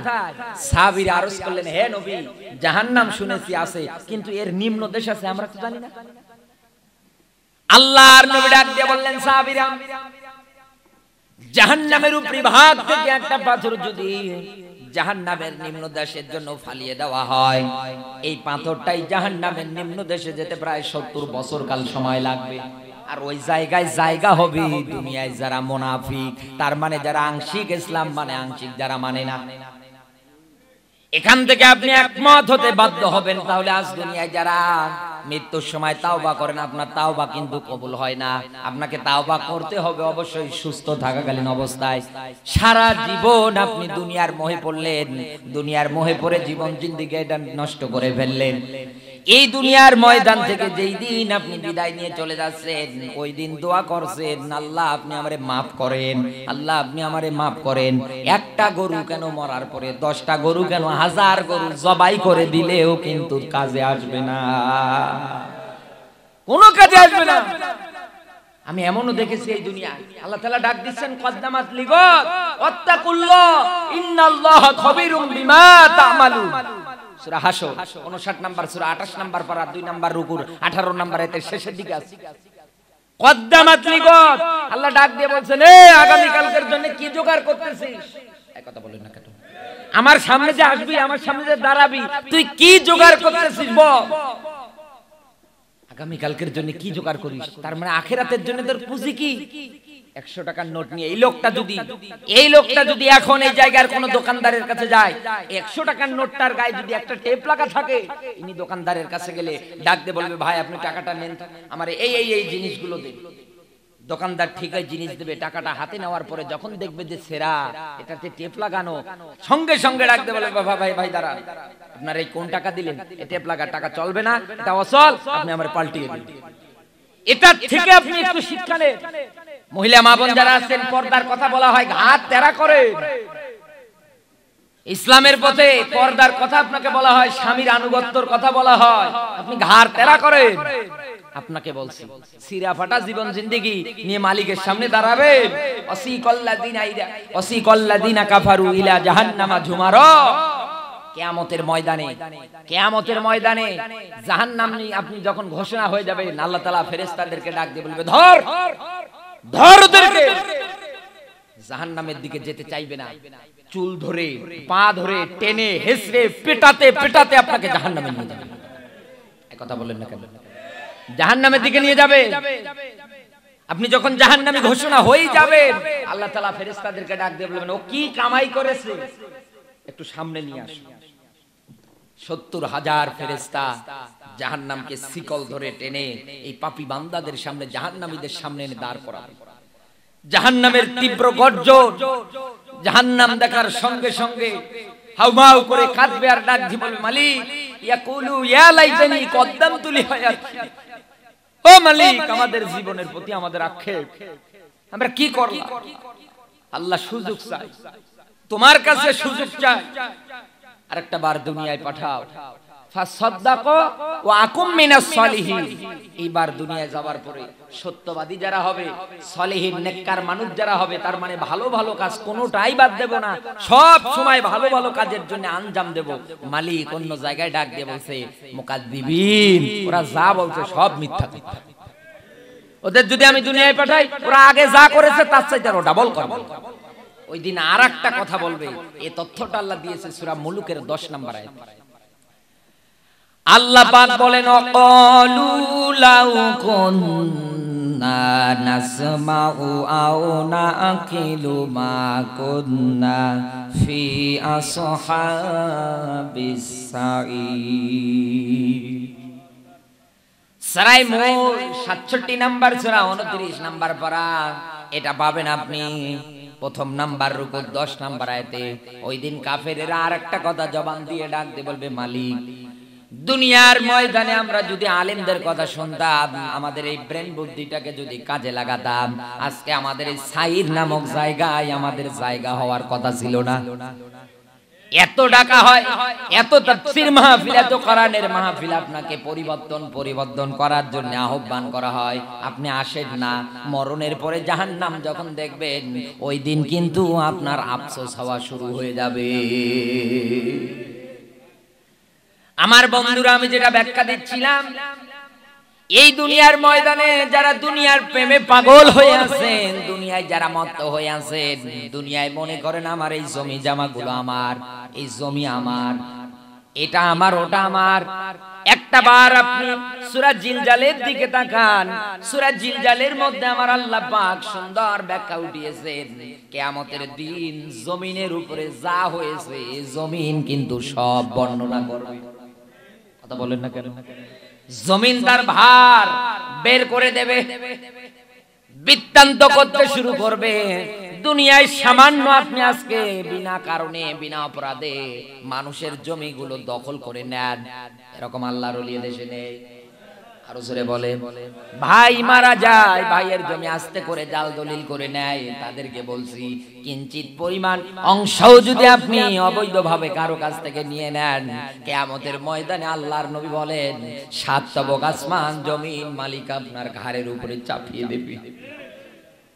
পাপের এই বোঝা বহন করে নিয়ে আপনি যখন যাবেন হাসরের ময়দানে, ফেরেশতারা একজন আর একজনকে দেখবে আর টিটকারি মেরে ডাক দিয়ে বলবে, আলামা সায়াজিরুন, দেখো কত নিকৃষ্টতম বোঝা এই লোকগুলো বহন করে নিয়ে যায়। একটা বার আপনি নিজের জীবন জিন্দেগি থেকে জিজ্ঞাসা করেন তো, আমি কি করতেছি দুনিয়ায়? দুনিয়ার মত্ত হয়ে গিয়েছে আমি, দুনিয়ার পাগল হয়ে গিয়েছে আমি। যুবকেরা আজকে তাদের দিকে তাকালে দেখা যায় প্রেম ভালোবাসায় তারা পড়াশোনা করার জন্য মা বাবা হাই স্কুলে, এরপরে মাদ্রাসায় বিভিন্ন জায়গায় পাঠিয়ে দেয়। পেয়েছে এক মোবাইল, রাত জেগে জেগে মেসেঞ্জারে চ্যাটিং। কি করেন আপনি বলেন আমারে? এই পৃথিবীতে আল্লাহ তো আপনাকে জোড়া ছাড়া সৃষ্টি করেনি। কথা বলেন, আল্লাহ তাআলা বলেন আমি প্রত্যেকটা মানুষকে সৃষ্টি করেছি জোড়ায় জোড়ায়। তার মানে আপনার বিয়ে একদিন হবে। কথা বলেন না। তারপরেও দেখবেন কলেজের গেটে গিয়ে দাঁড়িয়ে থাকে এতিমের মতো, দেখলে মনে হয় 10টা টাকা দিয়ে সাহায্য করি। এরকম এতিম দুনিয়ায় মনে হয় আর নেই। এত মায়া ভরা চেহারা নিয়ে দাঁড়িয়ে থাকে এতিমের মতো। ও যুবক ভাই, আমি তোমাকে বলছি আখিরাতের প্রতি মনোযোগী হয়ে যাও। আল্লাহর নবী বলেন, যৌবন বয়স পাওয়ার পরে যদি ইবাদতে লাগিয়ে দিতে পারো, কোন মেয়ের পিছনে না, প্রেম ভালোবাসার পিছনে না। প্রেম ভালোবাসা, অবৈধ পরকীয়া প্রেম দুনিয়ায় যারা করবে, আজকে তোমার চেহারা এত খারাপ কেন? তোমার চেহারা এত নষ্ট হওয়ার পিছনে কারণ কি? এত সুন্দর চেহারা তোমার ছিল একটা সময়, কিন্তু তোমার এই চেহারাটা নষ্ট হয়ে গেল কোন কারণে? আল্লাহর নবী জানিয়েছেন দুনিয়ার ময়দানে কোন মানুষ যদি পরকীয়া প্রেম করে তাহলে তার চেহারা আর উজ্জ্বলতা নষ্ট হয়ে যাবে। মরার সময় ঈমান পাবে না, বেঈমান হয়ে মরবে। কিয়ামতের দিন মালিকের উপরে রেগে থাকবে, আমলনামা পড়তে দেবে তো লজ্জা পাবে, বিনা বিচারে বিনা হিসাবে আল্লাহ ওরে জাহান্নামে দিয়ে দেবে। ক্ষণিকের ভালোবাসা, ক্ষণিকের। এই দেশে যারা প্রবাসী আছে, এই দেশ থেকে অন্য দেশে যারা যায় নিজের সব কিছু বিসর্জন দিয়ে দেয়। প্রবাসী ভাই যারা আছে এত পরিমাণে কষ্ট করে তারা দিন পার করে। আমার ড্রাইভার এখন যিনি আছেন শিশির ভাই, তিনি একজন প্রবাসী, এত পরিমাণে কষ্ট করেছে প্রবাসে সৌদি আরবে। ডাক দিয়ে বলে ভাই, মাঝে মাঝে বলে ভাই এত কষ্ট প্রবাসে যারা যায়নি তারা কি বুঝবে। এই যে প্রবাসী ছেলেগুলো বিয়ে করার পরে বউটা রেখে যায় দেশে, হাইরে পরকীয়া প্রেম, বউ করে কি স্বামী অন্য জায়গায় এই আরেকজনের সঙ্গে মোবাইলে চ্যাটিং করে, কিছুদিন পরে দেখবেন ঘর থেকে বের হয়ে যায়। কথা বলেন না কেন? ওদিকে ছেলেটা কষ্ট করতেছে শুধু সংসারটা ভালো হবে তাই, 5-7 বছর খেটে আসবে তাই, কিন্তু এদিকে আসার পরে তাকিয়ে দেখে পুরোটা উল্টো পাল্টা। মা বোন যারা আছেন তাদেরকে বলছি খবরদার আপনি এই কাজটা করবেন না। যুবক যুবতী ভাই যারা আছে তোমাদেরকে বলছি, বোন যারা আছে তোমাদেরকে বলছি খবরদার এই কাজটা করবা না। দুনিয়ার জীবনটা আর কয়দিনের। চোখের সামনে যখন একটা মানুষ মারা যায় টাকা নিয়ে যায় না, কোনো কিছুই নিয়ে যায় না। কথা বলেন না কেন? 3.5 হাত মাটির ঘরে মাত্র সাদা কাপড় পরিয়ে দেয়। এই সাদা কাপড় পরিয়ে দিয়ে কবরে রেখে চলে আসে। কবরটা যখন তোমাকে চেপে ধরবে, ডান পাজরের হাড়টা ভেঙে বাম পাজরে ঢুকবে, বাম পাজরের হাড়টা ভেঙে ডান পাজরে ঢুকবে। মাটি ওই দিন চাপ দিয়ে দিয়ে বোঝাবে আমার উপরে অহংকার করে, ক্ষমতার বড়াই করে খারাপ কাজগুলো করে বেরিয়েছো, প্রেম ভালোবাসা পরকীয়া করে বেরিয়েছো। আজকে আমি সুযোগ পেয়েছি তোমাকে সিবে ভর্তা বানিয়ে ফেলবো। চিৎকার করবেন, কেউ আপনাকে বাঁচাতে আসবে না, কেউ না। ও যুবক ভাই, ও যুবতী বোন, ও মায়েরা যারা আছো তোমাদেরকে বলছি, এখনো যারা 180 মাইল থেকে পরকীয়া প্রেম করেন তাদেরকে বলছি এটা ছেড়ে দেন, ইসলামের পথে ফিরে আসেন। আল্লাহর নবী বলেন কিয়ামতের কঠিন ময়দান মালিক যেদিন কায়েম করে ফেলবে, ওই ময়দানের মধ্যে মানুষের আঘাত মাথার উপরে যখন সূর্যটা চলে আসবে। আজকে বিজ্ঞান নিয়ে পড়াশোনা করে দেখেন, এই জায়গায় যারা সায়েন্স নিয়ে বিজ্ঞান নিয়ে পড়াশোনা করেছে তাদেরকে দেখেন, জিজ্ঞাসা করে বলেন এই যে মাথার উপরে সূর্য কত কোটি উপরে আছে, এই সূর্যটা আছে, সূর্যের তাপমাত্রা বিজ্ঞানীরা গবেষণা করে যেটা দিয়েছে, বিজ্ঞানে আমরা যেটা পেয়েছি 1,40,000 ডিগ্রি সেলসিয়াস। কত? আরো জোরে বলে। এই যে সূর্যটা মাথার উপরে, এই সূর্য থেকে আমাদের দেশে আলো আসতে সময় লাগে 8 মিনিট। কত? অথচ বিজ্ঞান গবেষণা করে দিয়েছে আলো 1 সেকেন্ডে যায় 1,86,000 মাইল। 1 সেকেন্ডে কত? 1,86,000 মাইল। এই কথাটা আমি কেন টান দিয়ে নিয়ে আসলাম? আমার এলাকা থেকে কত মানুষ আপনাদের এই জায়গার মধ্যে ধান কাটতে আসে। আমার এলাকায় যখন থাকে চেহারাগুলো কত সুন্দর থাকে।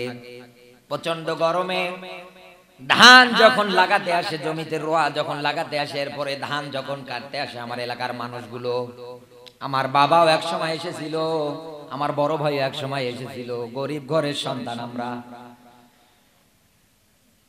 আমার বন্ধুরা, আমার বাবা এই জন্য মাঝে মাঝেই গর্ব করে করে বলে আজকে আমার 2টা ছেলে কোরআনের ময়দানে কথা বলে, আমি তো গর্বিত পিতা, আমার গর্ব হয় তোদেরকে নিয়ে। আমার জীবনের কোনো কিছুই যদি আল্লাহ কবুল না করে, বাবারে কোনোদিন খারাপ কাজ করবি না, সব সময়ের জন্য নেকের পথে হকের পথে থাকবি, কিয়ামতের দিন তোদের ওসিলায় যেন আমি একটু নাজাত পাই। এই গরিব ঘরের সন্তান আমি আজকে এই জায়গায়,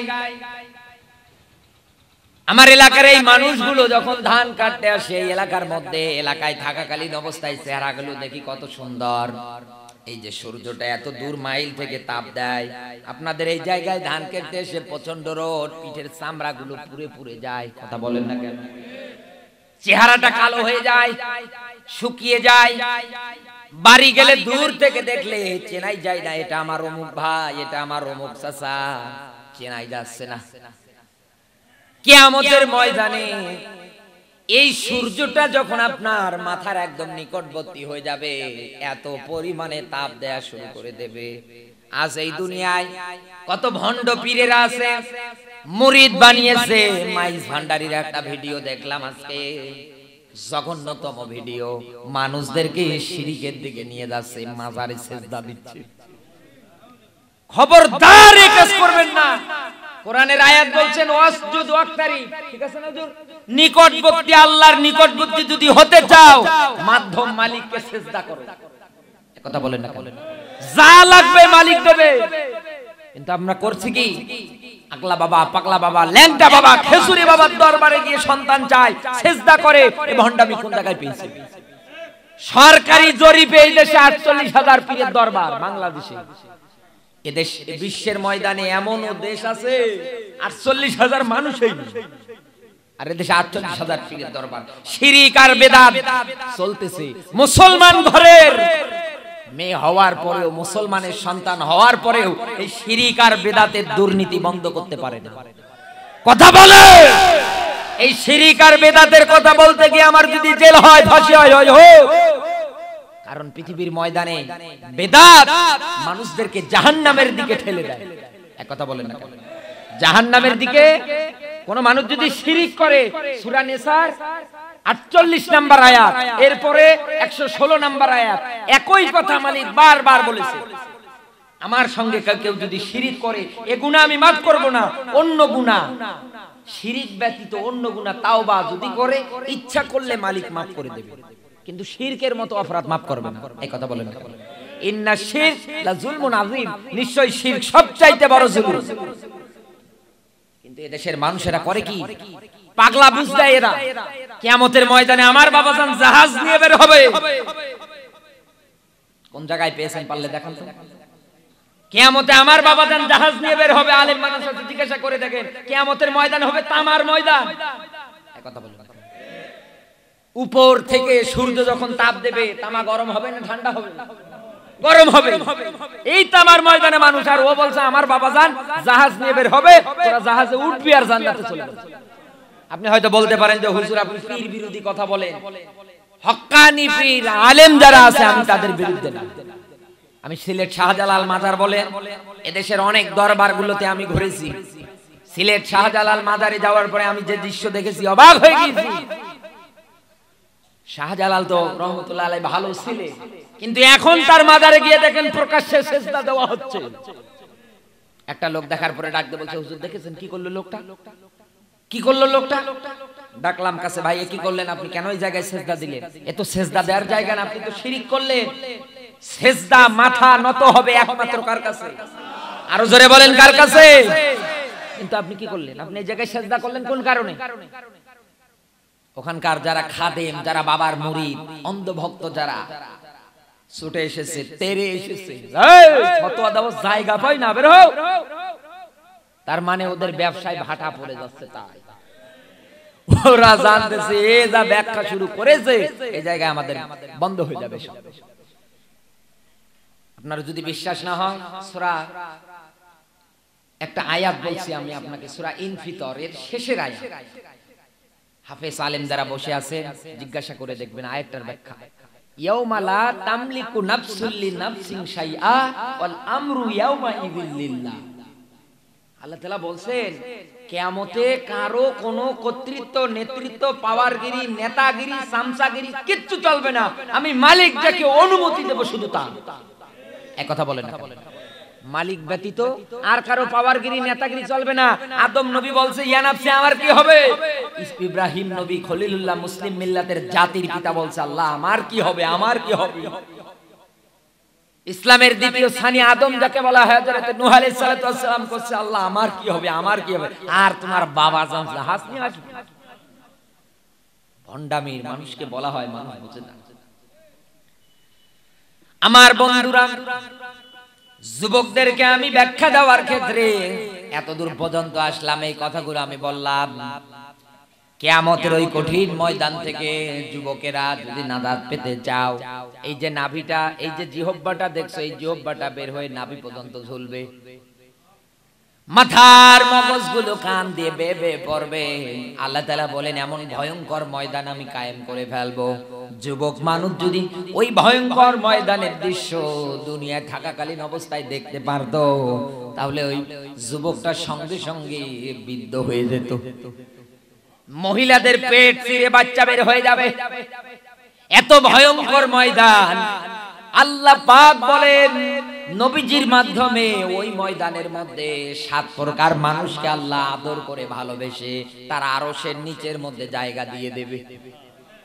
এক নাম্বার ইমামুল আদল, দুনিয়ায় যারা ইন্নাল্লাহা ইয়া'মুরু বিল আদলি ওয়াল ইহসান, এই দুনিয়ার ময়দানে যারা বিচার করার ক্ষেত্রে যারা আদল করে, যারা ন্যায় বিচার করে, তাদেরকে সবার প্রথম আল্লাহ জায়গা দেবে। এখন এই দেশে মিলিয়ে দেখেন তো, ন্যায় বিচার আছে এই দেশে?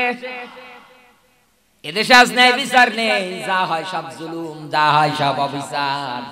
বাস্তব যে কথাটা আপনি মানলেও সত্য, না মানলেও সত্য, এটাই হচ্ছে এই দেশে। এদেশের অবস্থা হয়ে গিয়েছে এরকম।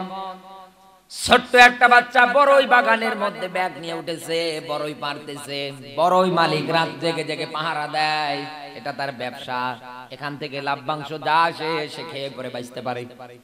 রাতের বেলা পাহারা দিতে গিয়ে টর্চ লাইট বের করে তাকিয়ে দেখছে গাছের মধ্যে একটা ছোট্ট বাচ্চা গভীর রাত বড়ই ছিঁড়ছে আর ব্যাগে ঢোকাচ্ছে।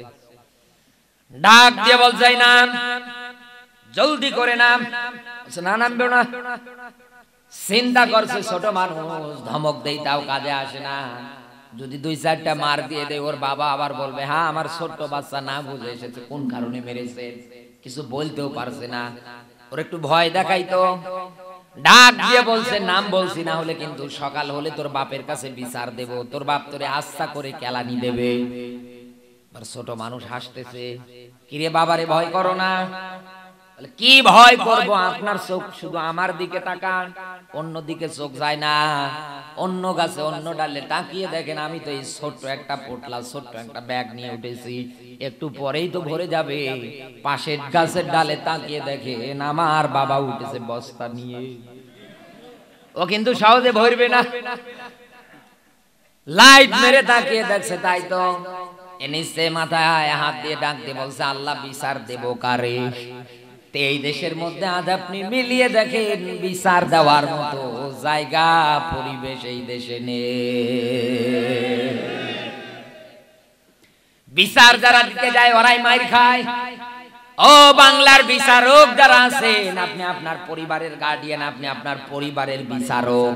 কথা বলেন না কেন? মনে করেন না যে শুধু ওই যে সংসদের ওই চেয়ারে যারা বসে থাকে ওরাই বড়ই পাতার কলম পানি দিয়ে তোমাকে গোসল করানো হবে, কোনো কিছু সাথে নিয়ে যেতে পারবে না। এতটুকুন সাথে যাবে যতটুকুন তুমি নেক আমল করেছো। দুনিয়ার মায়ায় পড়ে, মোহে পড়ে, প্রেম ভালোবাসায় লিপ্ত হয়ে পড়াশোনা করনি, বিয়ে করার পরে মা বাবাকে গলা ধাক্কা দিয়ে বৃদ্ধাশ্রমে রেখে এসেছো। ও যুবক ভাই, তোমাকে বলছি এই যে রক্তের গরম এখন আছে, একদিন কিন্তু নাও থাকতে পারে। তোমাকে বলতেছি কিয়ামতের ময়দানে বিপদ থেকে বেঁচে আরশের নিচে যদি জায়গা পেতে চাও, তাহলে বলছি এখনো সময় আছে। মালিকের কাছে 3টা নিয়মে ডাক দাও। 1 নম্বরে মালিককে ডাক দিয়ে বলো মালিক আমি অপরাধ করে ফেলেছি, ও মালিক আমি প্রেম ভালোবাসা করেছি, অবৈধ সম্পর্ক করেছি, ও মালিক আমি জুয়া খেলেছি, ক্যাসিনো খেলেছি, ও মালিক আমি মদ খেয়েছি, আমি নেশা করেছি, ও মালিক আমি এই খারাপ কাজগুলো করেছি, তোমার কাছে আমি স্বীকার করতেছি মালিক। 2 নাম্বার, ও মালিক এইগুলোর জন্য আমি অনুশোচনা করতেছি। 3 নম্বরে মালিক আমি জীবনের মতো প্রতিজ্ঞা করছি কোনো দিন আমি আর এইগুলো ধারের কাছে আসব না। মালিক এবার ডাক দিচ্ছেন ফাউলাইকা ইউবাদদিলুল্লাহু সাইয়্যাতিহিম হাসানাত। আল্লাহ তাআলা ডাক দিচ্ছেন এই পৃথিবীর ময়দানে আমার প্রতি এইভাবে ঈমান এনেছো, এরপর পরে নেক আমল শুরু করে দিয়েছো। ফাউলাইকা ইউবাদদিলুল্লাহু সাইয়্যাতিহিম হাসানাত। অতীত জীবনের যত অপরাধ তুমি করেছো, আমার পথে ফিরে আসার কারণে আমি মালিক তোমার জীবনের সব অপরাধ নেকি বানিয়ে দিলাম। কারণ আমি ডাকছি ওয়াসারিউ ইলা মাগফিরাতিম মির রাব্বিকুম। আল্লাহ বলছেন দৌড়া আমার ক্ষমার দিকে। মাত্র এক ভাগ মোহাব্বত দুনিয়ায় আল্লাহ ছড়িয়ে ছিটিয়ে দিয়েছে। কত কত? এক ভাগ। 99 ভাগ মোহাব্বত কার হাতে? আল্লাহ তাআলার হাতে। তাহলে আমরা এক ভাগ মোহাব্বত পাওয়ার পরে এত ভালোবাসা, এত মোহাব্বত একজন আরেকজনের প্রতি, আর মালিকের হাতে 99 ভাগ। মালিকের কি দয়া কম? কম না। তারপরে এই দেশের মানুষ বোঝে না। যুবক যারা আছো তোমাদেরকে এত সুন্দর ব্যাখ্যা করে দিলাম, তারপরেও যদি দেখো তোমাদের মতো যুবক আমি, আমার বয়স বেশি না, আমি একজন যুবক। ইসলামের পথে, কোরআনের পথে আজ যাদের পিছনে স্লোগান দাও যে নেতাদের পিছনে বিড়ির কারণে, লাল পানির কারণে স্লোগান দাও, সাবধান সাবধান। আজ যে নেতাদের কারণে হাতে অস্ত্র তোলো, নিরপরাধ মানুষদের, এরকম দাড়িওয়ালা মানুষদের দাড়ির মধ্যে হাত দিয়ে টান দাও, সাবধান। কিয়ামতে ডাকবে ইয়াউমা নাদউ কুল্লা উনাসিম বিইমামিহি।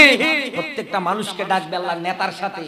তোমার নেতা আজকে বিড়িখোর, তোমার নেতা 11টা না বাজলে ঘুম থেকে ওঠে না, একথা বলবে। তোমার নেতা মদ খেয়ে রাতের বেলা ঘুমায়, ও উঠবে কেমন করে? নামাজ নেই, রোজা নেই, আল্লাহ নেই, রাসূল নেই। এরকম মানুষের পিছনে তোমরা আজকে স্লোগান দাও, তোমরা আজকে দৌড়াও। জালেমদের টার্গেট এই দুনিয়ায় যুবকদের প্রতি। এই কথা বলেন না কেন? আজ যুবকদের হাতে তুলে দিয়েছে বই খাতার বদলে, আজ তুলে দিয়েছে দল। এই দল করো, ওই দল করো, এই করো, ওই করো। সাবধান, কিয়ামতে ডাকবে আল্লাহ, এই দল করো, এই দলের কর্মী হও। আমি কোরআন থেকে বলছি, যেই দলের কর্মীগুলো আল্লাহর ভালোবাসা পাওয়ার জন্য জীবন পর্যন্ত দেয়, মালিক তাদের জবাবে বলছে ইউহিব্বুহুম ওয়া ইউহিব্বুনাহু। আল্লাহু আকবার বলতে পারেন? ওরা আমাকে ভালোবাসে, আমি আল্লাহ তাদেরকে ভালোবাসি। ইউজাহিদুনা ফি সাবিলিল্লাহ, তারা দিন বিজয়ী করার জন্য আমার পথে লড়াই করবে, সংগ্রাম করবে। আনাকিমুদ্দিন, দিনটাকে বিজয়ী করার জন্য তারা লড়াই করবে, সংগ্রাম করবে। এই দলের কর্মী হও। দিন বিজয় করতে গিয়ে যদি মারাও যাও, মালিক বলছে তুমি জিন্দা। এই কথা বলেন না কেন? তুমি শহীদ। শহীদ যারা হয় এরা মরে না, এরা জিন্দা। শহীদ যারা হয়, আল্লাহর রাসূল জানিয়েছেন, পুরস্কার দিচ্ছেন আল্লাহ। শহীদদের এক ফোঁটা রক্ত জমিনে পড়ার সঙ্গে সঙ্গে ওর অতীত জীবনের যা অপরাধ করেছিল সব আল্লাহ মাফ করে দেয়, নিষ্পাপ হয়ে যায়। জান্নাতি হুর তার জন্য রেডি হয়ে যায়। কবরের আযাব মাফ হয়ে যায়। আমার আল্লাহ তাকে রিজিক দেয়। মরণের পরে 70 জন মানুষকে সে সুপারিশ করে জান্নাতে নিয়ে যেতে পারবে। আল্লাহর রাসূলের সময় আল্লাহর রাসূল জিহাদের ময়দানে যাচ্ছে। আজকের মা বোনদের সামনে এই ব্যাখ্যা করলে বলবে, হ্যাঁ হুজুর এসেছে রাজাকার জঙ্গি বানানোর জন্য।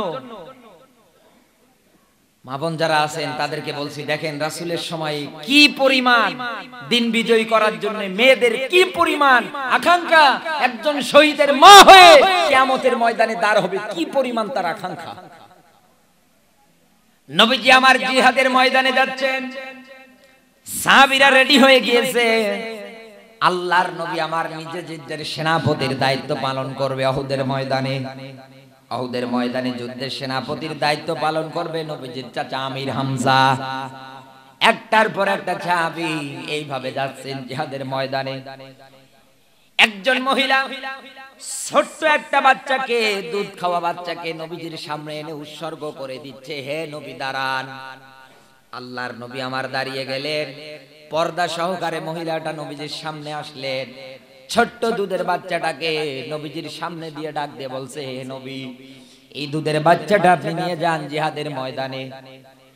আল্লাহর নবী ডাক দিয়ে বললেন, ও মা, এই ছোট্ট বাচ্চাটাকে আমি জিহাদের ময়দানে নিয়ে গিয়ে কি করব? নবীজিকে কথা বলার সঙ্গে সঙ্গে, আল্লাহর নবী কথা বলার সঙ্গে সঙ্গে মহিলাটার চোখের পানিগুলো ছাড়লেন। ডাক দিয়ে বললেন, নবী, আমি চাই কিয়ামতের ময়দানে একজন শহীদের মা হিসাবে দাঁড়াতে। আমি যেন গর্ব করেই বলতে পারি আমি একজন শহীদের মা।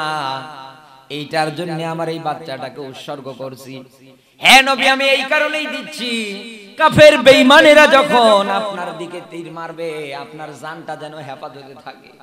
এ নবী, আপনি জিহাদের ময়দানে যাচ্ছেন, জিহাদের ময়দানে যাওয়ার ক্ষেত্রে আপনি যখন লড়াই শুরু করবেন, হে নবী, কাফের বেঈমান যারা আছে একটার পর একটা তীর আপনার দিকে মারবে, বর্ষা মারবে, পাথর ছুঁড়ে মারবে, ঢিল মারবে।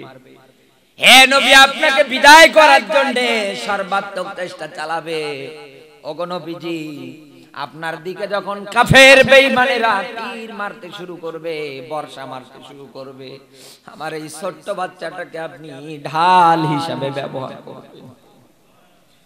হে নবী, আপনাকে বলছি ঢাল হিসাবে ব্যবহার করার ক্ষেত্রে লাভ আছে। বলছে কি লাভ? বলছে এই যে লাভ হচ্ছে, এইটা ঢাল হিসাবে আপনি ব্যবহার করতে পারবেন।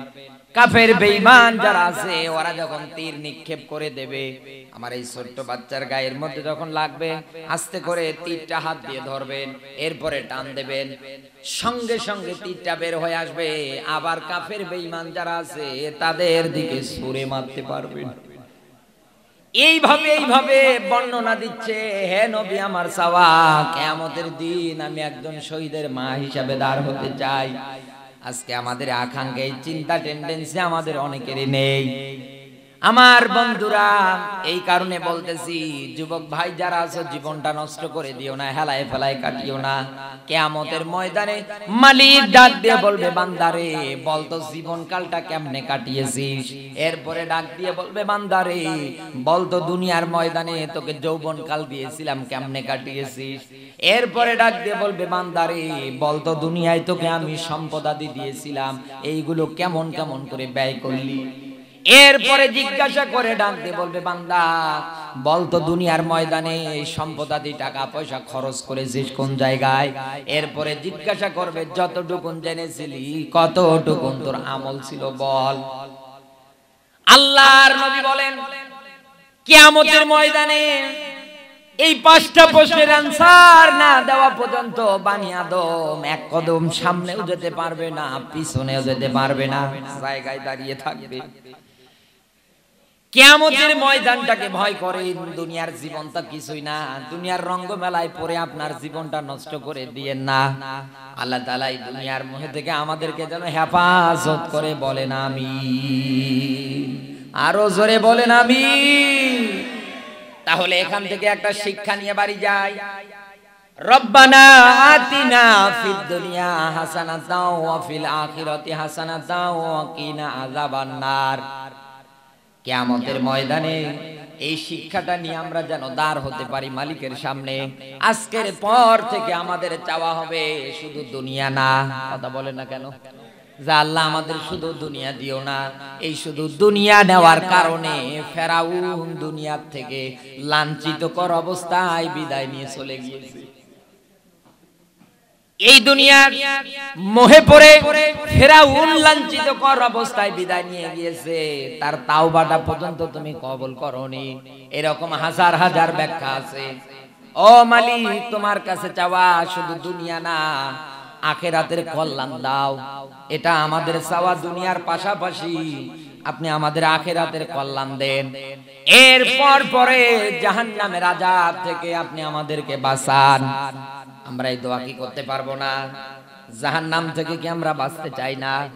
কেঁদে কেঁদে মালিকের কাছে দোয়া করবেন প্রতিনিয়ত, ও মালিক জাহান্নামের আযাব থেকে আমাদের বাঁচাও, হেফাজত করো। জাহান্নামের আগুনটা আমাদের জন্য হারাম করে দাও। জাহান্নামের আগুন যদি আপনার হাতের মধ্যে স্পর্শ হয়ে যায়, পুরো শরীর কলিজাটা সহ একদম জ্বলে যাবে। মনে করবেন আমার কলিজা দুনিয়ায় যদি নষ্ট হয়ে যায় আমি তো শেষ। কিন্তু না, আল্লাহ পাক আয়াত দিয়ে ডাক দিয়ে বলছে, লা ইয়ামুতু ফিহা ওয়া লা ইয়াহইয়া। আল্লাহ তাআলা বলেন, বান্দারে জাহান্নামে যারা যাবে ওরা মরবেও না, বাঁচবেও না, মরা বাঁচার মধ্যবর্তী স্থানে থাকবে। কথা কার? আরো জোরে বলেন কার? এজন্য আমি আপনাকে সতর্ক করেছি, আজকের পর থেকে আয়াত থেকে শিক্ষা নিয়ে বাড়ি যান। শুধু দুনিয়া না, মালিককে বলবেন মালিক দুনিয়ার কল্যাণ দেন, আখিরাতের কল্যাণ দেন, এরপরে জাহান্নামের আযাব থেকে আপনি আমাদেরকে হেফাজত করেন। আল্লাহ যেন আমাদের এই চাওয়াটা কবুল করে। আমরা এই দোয়া করতে পারবো না? পারবো না? যদি আমল করতে পারেন তাহলে এই মাহফিলটা সাকসেস। আল্লাহর নবীর প্রতি দরুদ, মানবতার মুক্তির মডেল, মানবতার মহান আদর্শ, মানবতার শিক্ষক, নবীকুর শিরোমণি মুহাম্মদুর রাসূলুল্লাহ সাল্লাল্লাহু আলাইহি ওয়াসাল্লাম। জবান সেরে কোরআনের সোনালী আয়াত আমার সঙ্গে পড়ে না। আউযু বিল্লাহি মিনাশ শাইতানির রাজিম। বিসমিল্লাহির রহমানির রহিম।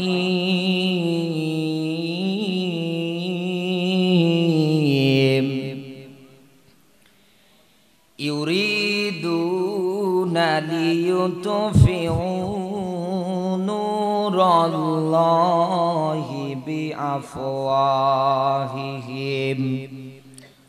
আল্লাহু মুতিম্মু নূরিহি ওয়ালাউ কারিহাল কাফিরুন।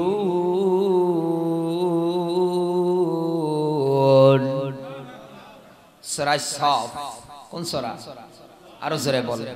61 নাম্বার সূরা, 28 নাম্বার পারার প্রথম নাম্বার রুকুর আমরা একটা মাত্র আয়াতে কারিমা তেলাওয়াত করেছি। সূরা সাফের 8 নাম্বার আয়াত।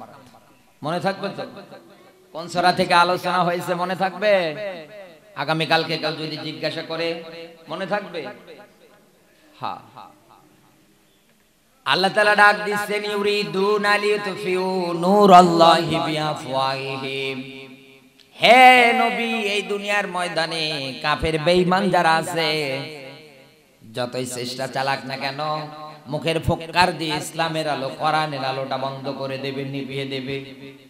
আল্লাহ পাক ডাক দিয়ে বলছে, আল্লাহু মুতিম্মু নূরিহি, আমি কসম করে বলছি আমার নূর, আমার আলো এই জমিনে আমি জ্বালাবো।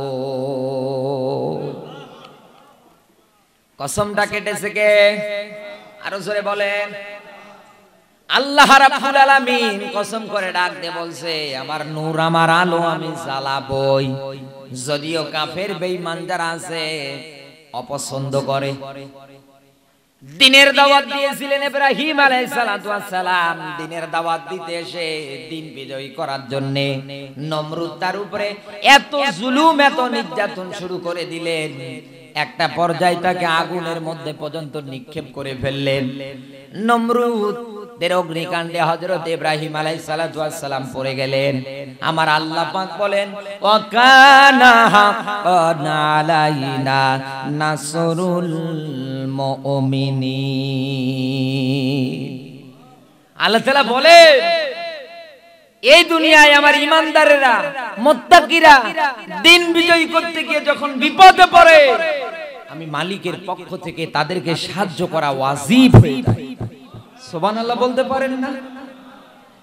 ওয়াজিব করেছে কে? সাহায্য করবে কে? বাঁচাবে কে? হযরত ইব্রাহিম আলাইহিস সালাতু ওয়াস সালাম তার জ্বলন্ত প্রভা, তিনি পড়ে গেলে আল্লাহ তাআলা আগুনকে ডাক দিয়ে বলছে, হে আগুন, তুমি আমার ইব্রাহিমের জন্য আরামদায়ক হয়ে যাও, শীতলদায়ক হয়ে যাও। আল্লাহ এই কারণেই কসম করে বলছে, আমার অতীতে এইভাবে আমি জালেমদের ধ্বংস করে দিনটাকে আমি প্রতিষ্ঠিত করেছি। পরবর্তীতে হযরত ইব্রাহিম আলাইহিস সালাতু ওয়াস সালাম দিনের প্রসার বেড়েছে না কমেছে? আরো জোরে বলেন, বেড়েছে না কমেছে? মুসা আলাইহিস সালাতু ওয়াস সালাম দিনের দাওয়াত দিতে গিয়ে বিপদে পড়েছেন। একটা পর্যায় তেনাকেও আল্লাহ তাআলা বিজয় দান করলেন। তার মানে মালিক কথা দিয়ে কথা রাখলেন, দিনের বিজয় হয়েছে না? আরো জোরে বলেন, হয়েছে না? এরকম প্রত্যেকটা নবী রাসূল দিনের দাওয়াত দিতে এসে যেখানেই বিপদে পড়েছে আল্লাহ তাআলা সাহায্য করে একটা পর্যায়ে তাদেরকে দিন বিজয়ের ক্ষেত্রে আল্লাহ তাআলা প্রতিষ্ঠিত করে দিয়েছে। এই দুনিয়ার ময়দানে বিশ্ব নবী মুহাম্মদুর রাসূলুল্লাহ যখন দ্বীনের কথা প্রচার করতে আসলেন, আল্লাহর নবীর উপরেও জুলুম নির্যাতন শুরু হয়ে গেল। নবীজি তায়েফের ময়দানে গিয়ে দ্বীনের দাওয়াত দিতে গিয়ে আল্লাহর নবী বারবার বেহুশ হয়ে পড়ে যাচ্ছে, এর পরেও পাথর মারে, বেহুশ হয়ে যায়, আবার পাথর মারে, বেহুশ হয়ে যায়, আবার পাথর মারে। হযরত জিবরিল আমিন এসে আল্লাহর নবীজিকে ওই জায়গা থেকে সেভ করলেন। আমার বন্ধুরা, আল্লাহর নবী মুহাম্মদ রাসূলুল্লাহকে হত্যা করতে পারলে 100 লাল উট পুরস্কার দেবে আবু জাহেল ঘোষণা করে দিলেন। রাসূল যখন হিজরত করতে যাচ্ছেন হযরত আবু বকরকে নিয়ে, হযরত আবু বকরকে নিয়ে যখন হিজরত করতে যাচ্ছেন, দেখেন আমার কোন মাহফিলে আমি কাউকে বলি না যে ভাই আপনি বসেন, আমার কাছে একটা লোক বসে থাকবে, আমি একটা লোককে নিয়েই মোনাজাত করে দেব, আমি বলবো না। আর কোরআনের আয়াত আমাকে বারবার স্মরণ করে দেয়, ফাযাক্কির ইন্নামা আনতা মুযাক্কির লাস্তা আলাইহিম বিমুসাইতির। নবী পুলিশ দারোগা করে তো পাঠায়নি, পিটিয়ে হেদায়েত করা লাগবে। যার ইচ্ছা হয় মানুষ, যার ইচ্ছা হয় না মানে। কেন বলবো, আমার তো অত দায় পড়েনি আপনাকে হাত পা ধরে কোরআন শোনানোর, অত দায় পড়েনি, বিবেক আছে। কথা বলেন, একটা ছাগল রশি ধরে টান দেন তো আসতে চায় না, হাইড্রোলিক ব্রেক দেয়, চিন্তা করে আল্লাহ নিয়ে গিয়ে কি করবে? সবাই করবে না বংশবৃদ্ধি করবে না অন্য জায়গায় আবার ট্রান্সফার করবে? একটা ছাগলের মনে তিনটা প্রশ্ন আসতেছে, আর আপনি দোপায়া মানুষ, কি আপনার চিন্তা ভাবনা আছে? আপনি চলে যাচ্ছেন, জান আমি কাউরে বলি না, দুইটা মানুষকে আপনি দুইটা মানুষকে মোনাজাত করেন। একটা লোক রেল লাইনে চাকরি করছে, ওই রেলের যে দুই ধারে যে ঝাঁপ নামিয়ে দেয়, ওই জায়গায় চাকরি করে, ট্রেন আসে ঝাঁপ নামিয়ে দেয়। দুইটা লোক আসার পরে ডাক দিয়ে বলছে, ভাই ট্রেন আসবে কখন? বলছে দেখেন 10টায় ট্রেন আছে, 11টায় ট্রেন আছে, 12টায় ট্রেন আছে। ডাক দিয়ে বলছে ও এই বলে রেল লাইন ক্রস করে চলে যাচ্ছে। এই লোক এবার ডাক দিয়ে বলছে, এই ভাই কোন জায়গায় যাবে?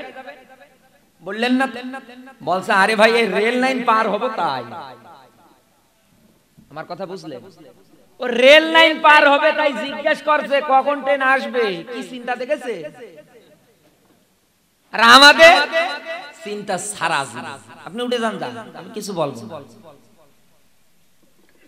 দিনের পথে এইভাবে আল্লাহর রাসূল যখন দিনের দাওয়াত দিতে গেলেন, আবু জাহেল ঘোষণা করে দিলেন, হিজরতের সময়ে ঘরে যখন পেলেন না, হযরত আলীকে যখন পেলেন ঘোষণা দিলেন, মুহাম্মদকে যে হত্যা করে কল্যাণ আনতে পারবে তাকে আমি 100 লাল উট দেব। ইতিহাস যারা পড়েছে, ওই সময়ের একজন বীর পালোয়ান ছিলেন, নাম তার সুরাকা। কি না? এই সুরাকা লোভে পড়ে গেলেন, ঘোড়ার পিঠে সওয়ার হলেন। এরপর পরে তিনি বিশ্ব নবীর পিছন বরাবরে ছুটতে আরম্ভ করলেন। একটা পর্যায়ে পেয়েও গেলেন। নবীজির কাজ বরাবর যখন গিয়েছে, সঙ্গে সঙ্গে মাটির নিচে তলিয়ে যাচ্ছে ঘোড়া সহ। নবীজি আমার পিছন ঘুরে তাকিয়ে দেখছে সুরাকা মাটির মধ্যে তলিয়ে যায়। বারবার রাসূলের কাছে কাকুতি মিনতি করছে, ডাক দিয়ে বলে, হে নবী একটা বারের জন্য দোয়া করেন, আর পিছনে দৌড়বো না, আমি যেন উপরে উঠে যাই, আল্লাহ যেন আমারে বাঁচায়।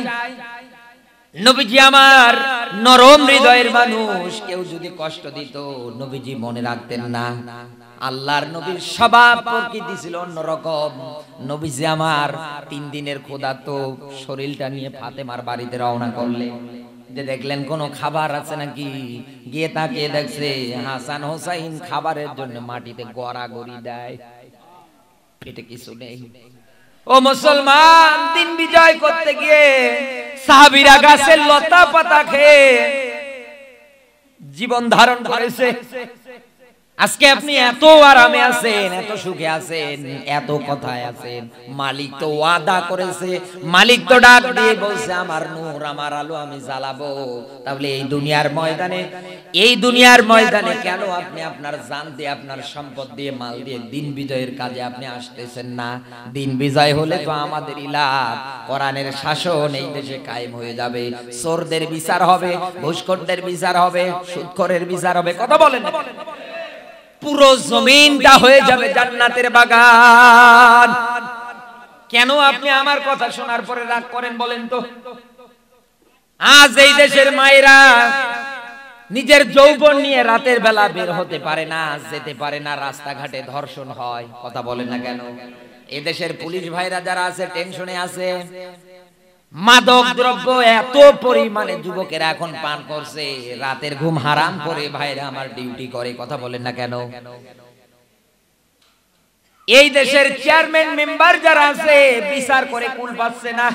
কোরআনের বিধান যখন প্রতিষ্ঠিত হয়ে যাবে, দিন যখন বিজয়ী হয়ে যাবে, মালিক তো ওয়াদাই করেছে এবং আপনাকে আবার ডাক দিয়ে বলছে, ইয়া আইয়ুহাল্লাযীনা হাল আদুল্লুকুম আলা তিজারাতিন তুনজিকুম মিন আযাবিন আলীম।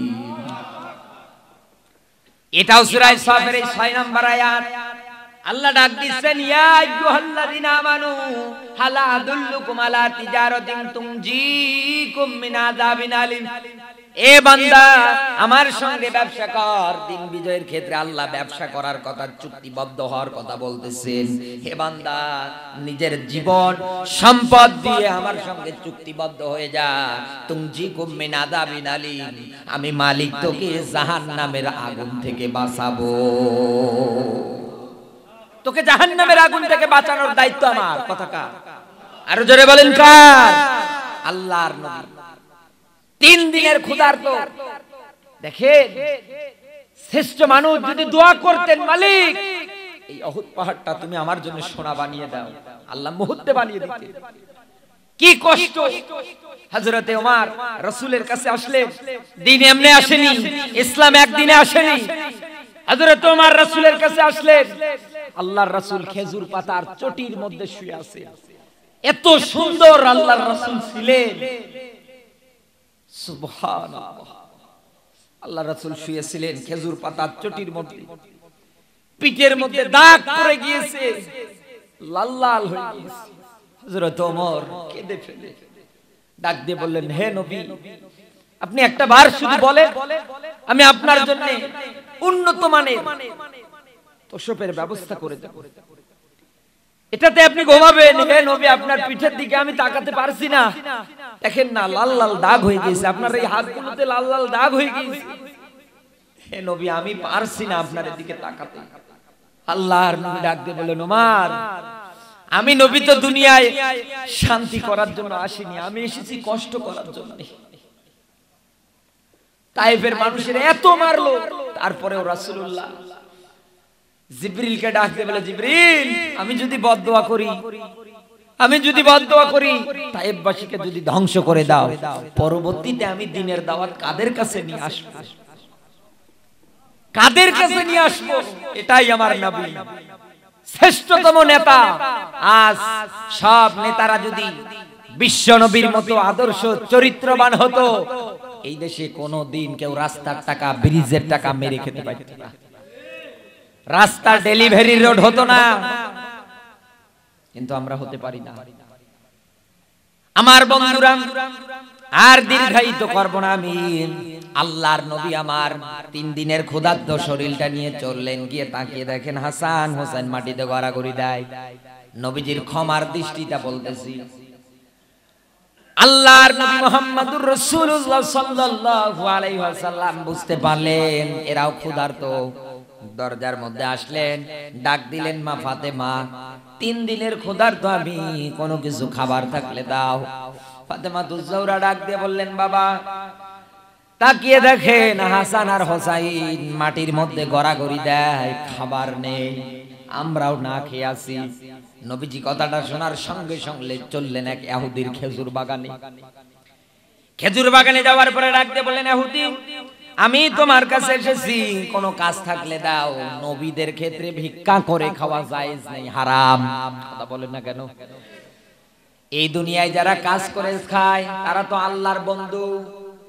কথা বলেন না, তারা কার বন্ধু? আরো জোরে বলেন, কার বন্ধু? হাত পাতবেন না, কাজ করবেন। নিকৃষ্টতম এটা। এদেশে আজ দেখবেন কত চোর চিটার আছে, পা ভালো ও পেছিয়ে রাখে। কথা বলেন না কেন? যখন ধরা পড়ে তখন উঠে দৌড় দেয়। এগুলো রেল লাইনের বেশি পাওয়া যায়, রেল স্টেশন। বিশ্ব নবী আমার ডাক দিয়ে বলেন, ইহুদি, কোন কাজ যদি থাকে আমাকে দিয়ে দাও, আমি করে দেই। ইহুদি ডাক দিয়ে বলেন, ওই যে কূপ দেখছেন, ওই কূপ থেকে বালতি বেয়ে বেয়ে পানি উঠাবেন, এক বালতি পানি উঠাবেন, বিনিময় একটা করে খেজুর দেব। নবীজি আমার কয়েক বালতি পানি উঠাতে গিয়ে হঠাৎ করে বালতিটা কূপের মধ্যে পড়ে গিয়েছে। ইহুদি ডাকার সঙ্গে সঙ্গে এক দৌড়ে এসে নবীজির গাল মোবারকে একটা থাপ্পড় মেরে দিয়েছে। আল্লাহর নবী আমার ইহুদির হাতটা ধরলেন, এরপরে চুম্বন করতে লাগলেন, এরপরে গালে লাগাচ্ছেন। ডাক দিয়ে বললেন, ভাই ইহুদি, তুমি আমার গালের মধ্যে মেরে দিয়েছো, আজকে 3 দিন যাবত আমার পেটের মধ্যে কোনো খাবার যায় না, আমার গালের গোশত গুলো বসে গিয়েছে, হাড়টি বের হয়ে গিয়েছে, তুমি আমার গালের মধ্যে মেরেছো, হয়তো হাতের মধ্যে ব্যথা পেয়েছো, এই জন্য আমি তোমার হাতটা মালিশ করে দিচ্ছি, যাতে করে তোমার কষ্ট না হয়। ইহুদি ভুলটা বুঝতে পারলেন যে এ কেমন মানুষ, সাধারণ মানুষের চরিত্র তো এমন হতে পারে না। সঙ্গে সঙ্গে চোখের পানি ফেলে ডাক দিয়ে বললেন, আমি বুঝতে পারিনি আপনি যে আল্লাহর একজন প্রেরিত রাসূল, আমি আমার নিজের ধর্মে থাকবো না, এই মুহূর্তে আপনি আমারে কালমা পড়ে মুসলমান বানিয়ে দেন। ইসলামে দেশে কায়েম হবে, আপনার রাজনৈতিক রাগ থাকলে হবে না, কাযিমিনাল গায়স, রাগ কন্ট্রোল করা লাগবে। কথা বলেন না কেন? আমার একজনে গালি দিল, আমার নামে একজন গীবত করলো, আমি তার জন্য দোয়া করব আল্লাহ যেন হেদায়েত দেয়। কিন্তু এদেশে হয় কি, কেউ গালি দিয়েছে পাল্টা গালি দেয়, কেউ গীবত করেছে, পরনিন্দা করেছে, মারামারি বাজায় না। খবরদার, রাগ কন্ট্রোল করেন, এটা ইমানদারের গুণাবলী। ইমানদারেরা রেগে যায় না, তারা রাগ কন্ট্রোল করে। এই দুনিয়ার ময়দানে এই রাগ বলতে অনেকে আজকে রাজনৈতিক প্রতিহিংসার কারণে কত মানুষের জীবন চলে যাচ্ছে। আমার কথাগুলো একটু বোঝার চেষ্টা করবেন। জান্নাত কিন্তু নানির হাতের মোয়া না, চাইলাম পেয়ে গেলাম, একটা খেয়েছি ভালো লেগেছে, আরেকটা দাও নানি আমি আবার খাবো না। আহাসিবাদ না সুয়াইয়াতরাকু ইয়াকুলু আমান্না, মুখ দিয়ে বলেছো ঈমান আনলাম, হয়ে গেল, অথচ আমি মালিক এখনো কোনো পরীক্ষা করলাম না। কথাকার আরো জোরে বলা লাগবে। এত সহজ কিন্তু জান্নাত না। আমার বন্ধুরা, বিশ্ব নবী আমার দোয়া করলেন, মালিক সুরাকাকে তুমি উপরে উঠিয়ে দাও, তার জন্য আমি নবী দোয়া করছি। সঙ্গে সঙ্গে আবার উপরে উঠে গেলেন। আবার মনের মধ্যে চিন্তা চলে আসলেন, আরে 100 লাল উট কেমন করে ছেড়ে দেয়, আবার পিছন লেগেছে। যখন এই নবীজির কাজ বরাবর চলে যায়, তখন এই একদম মাটির মধ্যে গিরে গিরে যায়। নবীজিকে বলে, হে নবী আর আসবো না, দোয়া করেন। নবীজি আবার তার জন্য দোয়া করতেছেন। একটা পর্যায়ে গিয়ে তলিয়েই যাবে, ডাক দিয়ে বলে, হে নবী এবার কসম করে বলছি আর আসবো না, আমার দরকার নেই পুরস্কারের, আপনি যে আল্লাহর প্রেরিত রাসূল, আপনি যে আল্লাহর নবী, আমার আর বুঝতে বাকি নেই। হে নবী দোয়া করেন, এবার আমি কালমা পড়ে মুসলমান হয়ে যাব। আল্লাহর নবী আমার দোয়া করলেন, হাতে হাত রেখে কালমা পড়ে মুসলমান হয়ে গেলেন। ও বন্ধু, দিন বিজয় যদি করতে চান, রাগ ভেদাভেদ থাকা যাবে না। সবাইকে ওয়াতাসিমু বিহাবলিল্লাহি জামিআ, মুসলিমরা দলে দলে বিভিন্ন নাম দিয়ে জবে থেকেই আমরা বিচ্ছিন্ন আলাদা হয়ে গিয়েছি, তবে থেকেই আজকে আমরা মাইর খাই। আমাদের মধ্যে যদি ঐক্যতা থাকতো, কোনো বিধর্মীরা মাইরতে পারতো। আরো জোরে বলেন, আমাদের অবস্থা কেমন জানেন? উদাহরণ দিয়ে শেষ করে দিচ্ছি। 3 বন্ধু মিলে রাস্তা দিয়ে যায়, মনে করেন এই রাস্তা জমির পাশেই, মনে করেন একদম আখ উসাই লাগিয়েছে অনেকগুলো, একটা ইহুদি আছে, একটা খ্রিস্টান আছে, আর একটা মুসলমান আছে। 3 জনে বন্ধু তাকিয়ে দেখছে আখ। মুসলমান বলছে, এই আমার মুসলমান জাহিদ ভাই, আখ ভাঙ, সমস্যা নেই। 3 জনে আখ ভেঙেছে, ইচ্ছা মতো খেয়েছে, হাতে করে নিয়ে এবার চলে যাচ্ছে রাস্তা দিয়ে। যখন রাস্তা দিয়ে হেঁটে হেঁটে চলে যায়, কিছু দূর যাওয়ার পরে জমির মালিকের সামনে হাজির, ডাক দিয়ে বলে, এই বেটা দাঁড়ায়, আখ কোন জায়গায় পেয়েছিস? বলে, ওখান থেকে নিলাম। তো আমার জমির আখ। বলে, তাতে কি, আমরা মুসলমান, মুসলমান জাহিদ ভাই। চিন্তা করছে, দাঁড়া তো জাহিদ ভাই বের করছি। জমিওয়ালা চিন্তা করছে, এরা 3 জন আর আমি একা, টেকনিক খাটানো লাগবে। কি টেকনিক? মুসলমানকে ডাক দিয়ে বলছে, মুসলমান তুই আমার জায়েদ ভাই, তুই না হয় আমার আখ খাবি, অসুবিধা নেই। ও খ্রিস্টান, ও কেন খেলো? মুসলমান বলছে তাই তো, ফাটান। ও এখনো দাঁড়িয়ে থাকে কেমন করে? ফাটান, পিটিয়ে শুয়ে দেন। ঠিক আছে, ওরে একেবারে আস্তা মেরা মেরে শুয়ে দিয়েছে, নরেও না সরেও না, ও আস্তা মার খেয়ে একদম শুয়ে আছে। এবার আছে ইহুদি, মুসলমানকে আবার ডাক দিয়ে বলছে, বন্ধু তুই আমার জাত ভাই, আয় আমার গলায় আয়।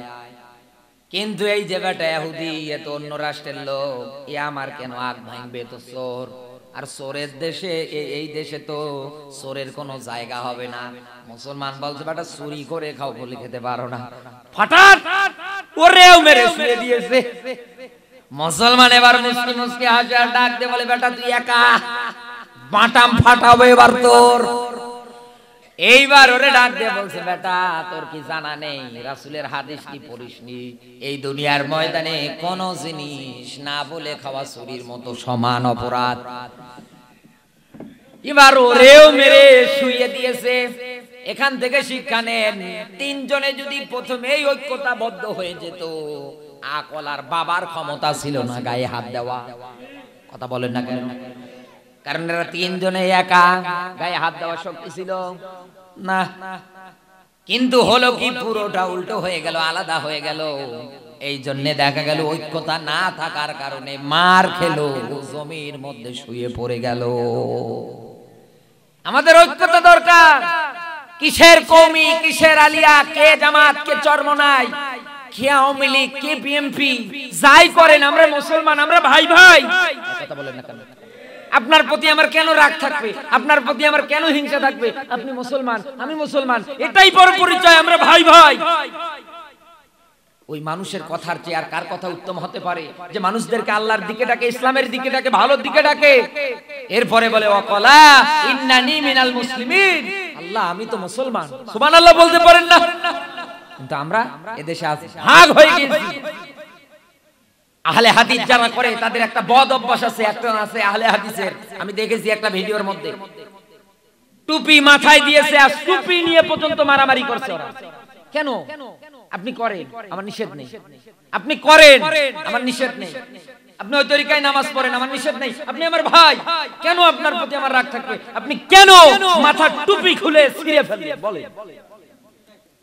আপনি এই টুপি দিয়ে বলেন এটা জামাত ইসলামের টুপি, কেন বলেন? আপনার কারণে তো বিধর্মী যারা আছে, ইহুদি খ্রিস্টান যারা আছে, ওরা তো আরো সুযোগ পায়। এই রকম করলে কি দিন বিজয় হবে? আরো জোরে বলেন, হবে? হবে না। আমাদের আজকে ভেদাভেদ, আমাদের মাঝে আজ ঐক্যতা নেই। আমি কারো বদনাম করছি না, আমি কারো বদনাম করছি না। আমাদের আজকে জাতি ভাই মিল নেই। কথা বলেন না কেন? এক হুজুর আর এক হুজুরে দেখতে পারে না, তিনটা হুজুরকে এক জায়গায় খেয়ে দিয়ে ঘুমাতে দেবেন, ফতোয়া ঠেলায় কিছুক্ষণ পরে ওর রুম ভাগাভাগি হয়ে যাবে। আর সাধারণ মানুষকে তিনটা এক জায়গায় দেবেন, লুঙ্গি যে কনে ও খুঁজেই পাবে। এদেশের অবস্থা এখন তাই। কথা বলেন না কেন? এরকম অবস্থা না? আল্লাহ তাআলা তার দিনটাকে বিজয়ী করার জন্য কসম করেছেন, আল্লাহ তাআলা দিনকে যেন বিজয়ী করে। এই চর্ম চোখে আমরা যেন দেখে মরতে পারি। আল্লাহ যেন তৌফিক দান করে। বলেন আমিন। আমি কষ্ট দিলাম, আমাকে স্যার শেষ করতে বলেছিল, আমি শেষ করতে পারিনি। কারণ যে কোনো একটা সাবজেক্টের উপরে কথা বলতে গেলে একটা আয়াতের উপরে ঘটনা দিয়ে এরপরে হাদিস দিয়ে মিলিয়ে ব্যাখ্যা করে দিতে হয়, না হলে অপূর্ণাঙ্গ থেকে যায়। আমি বেয়াদবি করেছি, আপনি আমাকে মাফ করে দেবেন। আপনি শেষ করতে বলেছেন, আমি শেষ করতে পারিনি, আপনি আমাকে মাফ করবেন। এখন মহিলা মা বোন যারা এসেছেন, আচ্ছা মহিলা মা বোন যারা এসেছেন, আমি তাদেরকে বলছি, খবরদার দুইটা কাজ করবেন না। খবরদার, স্বামীর সঙ্গে দুইটা কাজ চলবে না। এক নম্বরে স্বামীর অবাধ্য হবেন না। এক নম্বরে কি? আরো জোরে বলেন। স্বামীর অবাধ্য হবেন না। আপনার জন্য এই দুইটা জিনিসই যথেষ্ট। এই বসেন, দোয়া করব, বসেন। এই দুইটা জিনিসই যথেষ্ট। খবরদার, স্বামী অবাধ্য হবেন না। দুই নম্বরে স্বামীকে লানত দেবেন না। খবরদার, আসিয়ার উপরে এত জুলুম হচ্ছে, আসিয়া তারপরেও কি বদদোয়া করছে না, বরং দোয়া করছে, আল্লাহ আমাকে এই জুলুম থেকে হেফাজত করে জান্নাতে আমার জন্য একটা ঘর বানিয়ে দাও, যেই ঘর থেকে আমি যেন তোমারে দেখতে পাই। সুবহানাল্লাহ বলতে পারেন? স্বামী জুলুম করছে ফেরাউন, আপনার স্বামী ফেরাউন না, ওই মাঝে মাঝে একটু বোতল খায় আর 2-4টা টান দেয়, তার মানে বিড়ি খায়। এক কথা বলেন, এই তো করে, আর তো করে। এজন্য মা বোন যারা এসেছেন খবরদার, এই বেয়াদবি করবেন না। আল্লাহ রাসূল জাহান্নামে দেখলেন অধিকাংশই নারী। জিজ্ঞাসা করলেন, হে জিবরাইল, এরা এত এত পরিমাণে বেশি কেন? জিবরাইল ডাক দিয়ে বলছে, হে নবী, দুইটা কারণ। এক নম্বরে এরা কারণে অকারণে স্বামীর উপরে লানত দেয়, দ্বিতীয়ত এরা স্বামীর অবাধ্য হয়, যদি বলে নাই যা, বাই দৌড় মারে। এক কথা বলেন না, মিল মহব্বত নেই। আল্লাহ তাআলা স্বামী স্ত্রীর মাঝে যেন মিল মহব্বত তৈরি করে দেয়। জোরে বলুন আমিন, আরো জোরে বলুন আমিন। আমি আপনার মাঝে শুরুতেই যা একটা পড়েছিলাম, রব্বানা আতিনা ফিদ দুনিয়া হাসানা, এই আয়াতটা আমি আপনার মাঝে পড়েছিলাম। দুনিয়ার কল্যাণ আপনাকে গ্রহণ করা লাগবে, এরপরে আখিরাত থেকে আখিরাতের কল্যাণ আল্লাহর কাছে চাওয়া লাগবে, এরপরে জাহান্নামের আগুন থেকে বাঁচানোর জন্য আল্লাহর কাছে চাওয়া লাগবে। আমি আপনারে বলছি, আখিরাতের পুঁজি, দুনিয়ার কল্যাণ, আখিরাতের কল্যাণ আপনি যদি লাভ করতে চান, আমি স্বল্প সময় আপনাকে 3টা আমলের ব্যাখ্যা দিই। যেহেতু আমাকে একটু বলেছে যে মাদ্রাসার জন্য আপনি একটু কিছু চান, অনেকে নিয়ত করে থাকে প্রধান বক্তার হাতে দেবেন। আমি বেশি সময় নেব না, শর্ট সময়, সর্বোচ্চ 5টা মিনিট। বিরক্ত হবে। অনেকে নিয়ত করে থাকেন আমি প্রধান বক্তার হাতে দেব, মা নেই আমার, বাবা নেই আমার, আমি মা বাবার নামে আল্লাহর রাস্তায় আমি দিয়ে দেব মাদ্রাসার জন্য। রব্বানা যালামনা আনফুসানা ওয়া ইল্লাম তাগফির লানা ওয়া তারহামনা লানাকুনান্না মিনাল খাসিরিন। আয় রব্বুল আলামিন, তাকিয়ে দেখো, তোমার বিশাল বিশাল সৃষ্টির তুলনায় আমাদের হাত দুটো বড় ছোট্ট। আয় রব্বুল আলামিন, গুনার বোঝাগুলো মাথায় নিয়ে অপরাধ করেছি আল্লাহ হিসাব ছাড়া। ও মালিক, মাপ চাইতেই লজ্জা হচ্ছে। আল্লাহ, তোমার সাত্তার নামের ওসিলায় যদি আমাদের জীবনের অপরাধগুলো গোপন না করতে, রাস্তা দিয়ে বের হতে পারতাম না। মানুষ বলতো এরে সুদখোর। রব্বুল আলামিন, রাস্তায় বের হলে অপরাধের কারণে মানুষ গালি দিত, থুতু নিক্ষেপ করে দিত। রব্বুল আলামিন, দোয়া করছি তোমার কাছে, এই গভীর রজনীতে তোমার বিশাল বিশাল সৃষ্টির তুলনায় এই ছোট্ট ছোট্ট দুটি হাত উঠিয়েছি। মেহেরবানি করে আল্লাহ, জিন্দেগির অপরাধ গুলো তুমি মাফ করে দাও। রব্বুল আলামিন, জীবনের অপরাধ যদি মাফ না করো আল্লাহ, আমাদের তো চাওয়ার মতো আর কোথাও জায়গা নেই। দুনিয়ার এক ফকির এক বাড়িতে ভিক্ষা না দিলে আরেক বাড়িতে তারা হাত ওঠানোর জায়গা আছে। ও মালিক, একটা জেলায় যদি ভিক্ষা না পায়, 63টা জেলা বাকি আছে, যে কোনো একটা জেলা গিয়ে ভিক্ষা করতে পারবে। আরে রব্বুল আলামিন, আমরা এমন ফকির, তোমার দরজা থেকে যদি ফিরিয়ে দাও, আমাদের হাত ওঠানোর মতো জায়গা নেই। গভীর রজনীতে তাহাজ্জুদের সময় আল্লাহ আমরা হাত উঠিয়েছি, চাওয়া একটাই, জীবনের অপরাধ গুলো তুমি মাফ করে দাও। রব্বুল আলামিন, এই জায়গার মধ্যে আমার সঙ্গে যারা হাত উঠিয়ে আমিন আমিন বলছে, ও মালিক, আমি জানি না কে যেন তার জনম দুঃখিনী মাটারে নিজ হাতে মাটির দেশে শুইয়ে দিয়েছে। রব্বুল আলামিন, মায়ের মতো শ্রেষ্ঠতম নেয়ামত পৃথিবীর আর কোথাও পাওয়া যায় না। মা যে কি জিনিস, যারা হারিয়েছে তারা এখন বুঝে। আমি মোনাজাত করে বাড়ির দিকে রওনা দেব, গেটের সামনে দাঁড়িয়ে আমার মারে ডাক দেব, আম্মা, ও আম্মা। আমার মা বেরিয়ে আসবে, জিজ্ঞাসা করবে, বাবা কেমন আছো? রব্বুল আলামিন, মা যারা হারিয়েছে দরজার সামনে দাঁড়িয়ে যদি ডাকে, আম্মা, ও আম্মা, ও মা, আমি তোমার সন্তান এসেছি, দরজাটা খুলে দাও। ডাকতে ডাকতে যদি অজ্ঞান হয়ে যায়, মা তো আর আসবে না। রব্বুল আলামিন গভীর রজনীতে দোয়া করছে, আল্লাহ মায়ের কবরটাকে তুমি রিয়াজুল জান্নাহ বানিয়ে দাও আল্লাহ, মায়ের কবরটাকে তুমি রিয়াজুল জান্নাহ বানিয়ে দাও। দিন চলে যায়, মাস চলে যায়, পথ চেয়ে থাকি মা তোমার আশায়।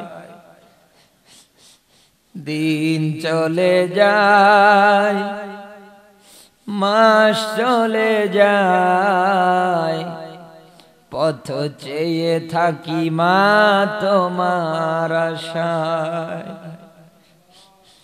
রব্বুল আলামিন আমার মা বাবা বেঁচে আছে, আল্লাহ হায়াত বাড়িয়ে দাও। আল্লাহ আমি একটা দিন মা বাবার সঙ্গে কথা না বললে থাকতে পারি না। বারবার মনে হয় যারা মা হারিয়েছে আমার কাছে দোয়া চায়। আমার মাটা আমার বাবাটাও জানি কোন দিন বিদায় নিয়ে চলে যায়। আল্লাহ এই বিরহ যন্ত্রণা তো আমি সহ্য করতে পারবো না। রব্বুল আলামিন মায়ের জন্য দোয়া করছে, আল্লাহ সে মাটা ডেলিভারির কষ্ট সহ্য করেছে, 2.5 বছর ধরে দুগ্ধগুলো পান করিয়েছে। মায়ের দিকে তাকালে কি পরিমাণ কষ্ট করেছে। আমার একটা ছোট্ট ভাগিনা, রব্বুল আলামিন তাকিয়ে তাকিয়ে আমি দেখি রাত 12টা বাজে, তারপরে ওর চোখে ঘুম নেই। পেশাব করে দেয়, পায়খানা করে দেয়। মা কি জিনিস সঙ্গে সঙ্গে পাল্টিয়ে দেয়। রাতে যদি লাইট ঘরে জ্বালানো না থাকে ঘুম আসে না। এত কষ্ট করে মা মানুষ করে দেখে চিন্তা করতেছি, আল্লাহ আমি একদিন ওর মতো ছোট ছিলাম, পেশাব করেছি, পায়খানা করেছি, আমার মা এইভাবে কষ্ট করেছে। রব্বুল আলামিন এই মাটার যারা হারিয়েছে আল্লাহ মন থেকে দোয়া করছি, কবরটারে তুমি রিয়াজুল জান্নাহ বানিয়ে দাও। আল্লাহ বাবা নামক এই শ্রেষ্ঠতম নেয়ামত অনেকে হারিয়েছে। আল্লাহ বাবার সঙ্গে মাঠে গেলে প্রচন্ড রোদ যখন উঠতো, কেউ থাকতে পারতাম না। আর 3টা ভাই আমরা সঙ্গে সঙ্গে চলে আসতাম। দেখতাম বাবা আমার ওই প্রচন্ড রোদের মধ্যেও জমিতে ধান লাগাচ্ছে, ধান কাটতেছে, সবজি চাষ করতেছে। জিজ্ঞাসা করলে বাবা অ্যানসার দিত, বাবারে আমি তো দুনিয়ায় চিরদিন থাকবো না, না জানি কখন চলে যায়। তোদের জন্য দুনিয়ায় যদি কিছু করে যেতে না পারি, তাহলে তো মানুষের দ্বারে দ্বারে ভিক্ষা করবি। এ বাবা আমার পিঠের চামড়া ফুলে কালো হয়ে যায়, যাক বাবারে তোরা যেন মানুষের দ্বারে দ্বারে ভিক্ষা না করিস। রব্বুল আলামিন এই বাবাটারে কে যেন হারিয়েছে। আল্লাহ আল্লাহ মেহেরবানি করে মা বাবা উভয়ের কবরে রিয়াজুল জান্নাহ বানিয়ে দাও। রব্বির হামহুমা কামা রব্বায়ানি সগীরা। দাদা দাদি, নানা নানি, ফুফা ফুফি, আত্মীয় স্বজন, পাড়া প্রতিবেশী, ময় মুরব্বী যাদেরকে আমরা হারিয়ে ফেলেছি, আল্লাহ বিদায়ের তার মাগফিরাত কামনা করছি, মেহেরবানি করে তুমি মাফ করে দাও। রব্বুল আলামিন মা বাপ যাদের বেঁচে আছে হায়াত বাড়িয়ে দাও, সম্মান মর্যাদা যা দিয়েছে আরো তুমি বাড়িয়ে দাও। আল্লাহ আমরা যারাই জীবিত আছি আমাদের সবাইকে তুমি ইসলামের জন্য, কোরআনের জন্য কবুল করে নাও। রব্বুল আলামিন আজকের এই মাহফিলের সভাপতি সাহেব আমার পাশে বসে আছে। আল্লাহ আলেম মানুষ, আল্লাহ তোমার এই গোলামটাকে তুমি দিনের পথে অটুট রাখো। হাজার হাজার আলেমের ওস্তাদ, আল্লাহ সারা জীবন এই লোকটা জ্ঞানের আলো ছড়িয়েছে, মন থেকেই দোয়া করছি আল্লাহ তাকে তুমি নেক হায়াত দিয়ে দাও। রব্বুল আলামিন মরণও যদি দিয়ে দাও, ঈমানের সহিত তুমি মরণ দিয়ে দিও। রব্বুল আলামিন আমার এই শ্রদ্ধাভাজন ওস্তাদের পিতৃমাতৃকুল থেকে যাদেরকে হারিয়েছি, বিদায়ের তার মাগফিরাত কামনা করি, মেহেরবানি করে মাফ করে দাও। আল্লাহ তার পরিবার অধীনস্থকে কবুল করো, যাবতীয় বালা মুসিবত থেকে তুমি হেফাজত করো। রব্বুল আলামিন আজকের মাহফিলের সভাপতি অত্র মাদ্রাসার শিক্ষক আল্লাহ তাকেও তুমি কবুল করে নাও রব্বুল আলামিন। আজকের এই মাহফিলের প্রধান অতিথি জনাব মোহাম্মদ বুরহানুদ্দিন চেয়ারম্যান আল্লাহ কবুল আর মঞ্জুর করে নাও। বিশেষ অতিথি যতগুলো মানুষের নাম এসেছে সবাইকে তোমার হাওলায় সফরদ করলাম, কবুল করে নাও আল্লাহ। পরিশেষে দোয়া করছি এই প্রতিষ্ঠানটাকে তুমি কবুল করে নাও আল্লাহ। যত বাচ্চা কাচ্চা এই জায়গায় পড়াশোনা করে সব বাচ্চা কাচ্চার মেধা শক্তি স্মৃতি শক্তি তুমি বাড়িয়ে দাও রব্বুল আলামিন। এই প্রতিষ্ঠানটার উন্নতি কল্পের জন্য তোমার যে গোলামগুলো যে নিয়তে যে উদ্দেশ্যে টাকা পয়সা খরচ করলো দান করলো, ও মালিক তুমি তো আলিমুন বিজাতিস সুদূর, মানুষের অন্তরের খবর জানো রব্বুল আলামিন। তোমার বান্দার মনের চাওয়া পাওয়া গুলো পুরা করে দিও রব্বুল আলামিন। অত্র এলাকার মধ্যে যত কবর আছে সব কবরগুলোর রিয়াদুল জান্নাহ বানিয়ে দাও রব্বুল আলামিন। বড় আফসোস লাগে আজ মুসলমানের ভিতরে নাম দিয়ে দিয়ে কাফেরের তালিকা হয়ে যায়, মুনাফিকের তালিকায় পড়ে যায়। আল্লাহ এই মানুষগুলোকে তুমি হেদায়েত দিয়ে দাও রব্বুল আলামিন। জালেমের জুলুম স্বীকার করে যারা অন্যায় ভাবে রব্বুল আলামিন বিভিন্ন জায়গায় আবদ্ধ হয়ে আছে, মুক্তির ব্যবস্থা করে দাও রব্বুল আলামিন। এদেশের পুলিশ ভাইগুলোকে তুমি ইসলামের জন্য কবুল করে নাও রব্বুল আলামিন। বিডিআর আনসার সেনাবাহিনী নৌবাহিনী এদেশের দায়িত্বরত যিনি আছে খলিফাতুল মুসলিমিন ওমরের মতো বানিয়ে দাও আল্লাহ। হেদায়েত তো তোমার হাতে, তুমি হেদায়েত দিয়ে দাও আল্লাহ। আর কত জুলুম আর কত নির্যাতন আমার ফিলিস্তিনি মুসলমান ভাইদের উপর আল্লাহ। ভিডিও দেখলে চোখ থেকে পানি ঝরে। ছোট্ট দুধের শিশুগুলোকে কিভাবে দুনিয়ার থেকে বিদায় করে আল্লাহ, আবদ্ধ করে মুসলিম মা বোনগুলোকে উলঙ্গ করে দুনিয়ার থেকে বিদায় করে দিচ্ছে আল্লাহ। কলিজায় আঘাত লাগে আল্লাহ। আমার মুসলিম ভাইগুলোর বুকের মধ্যে গুলি করে বুকটা ধাসরা করে দেয় আল্লাহ। সব রাগ ভেদাভেদ ভুলে গিয়ে আল্লাহ আমি যে আয়াত পড়েছি তুমি কসম করে বলেছো তোমার নূর তোমার আলো তুমি জ্বালাবে আল্লাহ। আমরা তোমার ওই কসমের প্রতিফলন দেখতে চাই আল্লাহ। গভীর রজনীতে দোয়া করছি আল্লাহ এই জমিনে তোমার দিন তুমি বিজয় করে দাও আল্লাহ। ওই মন মানসিকতা আমাদের সবার তুমি তৈরি করে দাও আল্লাহ। আমরা আজ দুনিয়ার পাগল হয়ে গিয়েছি, দুনিয়ার পাগল হয়ে গিয়েছি আল্লাহ। আমার মহিলা মা বোনগুলো দুনিয়ার পাগল হয়ে পর্দা ফরজ বিধান করে না আল্লাহ। আমার এই মহিলা মা বোনগুলো স্বামীর খেদমত করে না আল্লাহ। আমার এই মা বোনগুলোকে হেদায়েত দিয়ে দাও, পাঁচ ওয়াক্ত নামাজি বানিয়ে দাও আল্লাহ। রমজান মাসে রোজা রাখার তৌফিক দিয়ে দাও রব্বুল আলামিন। দিন যত যাচ্ছে তত তাকিয়ে দেখতে পাচ্ছি নতুন করে মনে হয় জাহিলিয়াতের যুগ কায়েম হয়ে যাচ্ছে। মানুষ পাপাচার জুলুম নির্যাতনে আবদ্ধ হয়ে যাচ্ছে। ও মালিক দোয়া করা ছাড়া আমাদের কোনো পথ নেই। হেদায়েত তোমার হাতে মালিক। এই মানুষগুলোকে হেদায়েত দিয়ে তুমি ইসলামের পথে আনিয়ে দাও আল্লাহ। উমার এক সময় সন্ত্রাসী ছিল, তুমি হেদায়েত দিয়ে শ্রেষ্ঠতম মানুষ বানিয়ে দিয়েছো, জান্নাতের সার্টিফিকেট জিন্দা থাকাকালীন অবস্থায় পেয়েছে রব্বুল আলামিন। এদেশে যারা আছে দায়িত্বরত অবস্থায় সবাইকে তুমি উমারের মতো মন মানসিকতা বানিয়ে দাও আল্লাহ। রাত জেগে জেগে পাহারা দিত। হযরত আবু বকর যেদিন মারা যায় সন্তানদেরকে ওসিয়াত করছে, সন্তান আমি এতদিন যাবত রাষ্ট্রপক্ষ থেকে যে ভাতা গ্রহণ করেছিলাম এই যে এই জমিটা তাকিয়ে দেখছি, আমি মরে গেলে এই জমিটা বিক্রি করব, করার পরে যত টাকা হবে সব টাকাগুলো রাষ্ট্রীয় কোষাগারে এর পরবর্তী যিনি খলিফা হবে তার হাতে দিয়ে দেবে, সে যেন এ রাষ্ট্রের গরিব দুঃখী মানুষের কাছে বন্টন করে দেয়।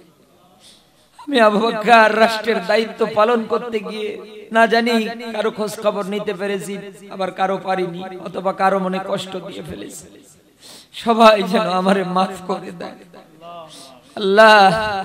তুমি তো পারো এরকম আবু বকরের মতো শাসক তৈরি করে দিতে আল্লাহ। আর কত জুলুম আর কত নির্যাতন আল্লাহ, তুমি আমাদের ধৈর্য ধারণ করবার তৌফিক দাও আল্লাহ। পরিশেষে দোয়া করছি আমাদের সবাইকে তুমি ঈমানের পথে অবিচল রাখো তাকাব্বাল মিন্না ইন্নাকা আনতাস সামিউল আলিম ওয়া তুব আলাইনা ইয়া মাওলানা ইন্নাকা আনতাত তাওয়াবুর রহিম।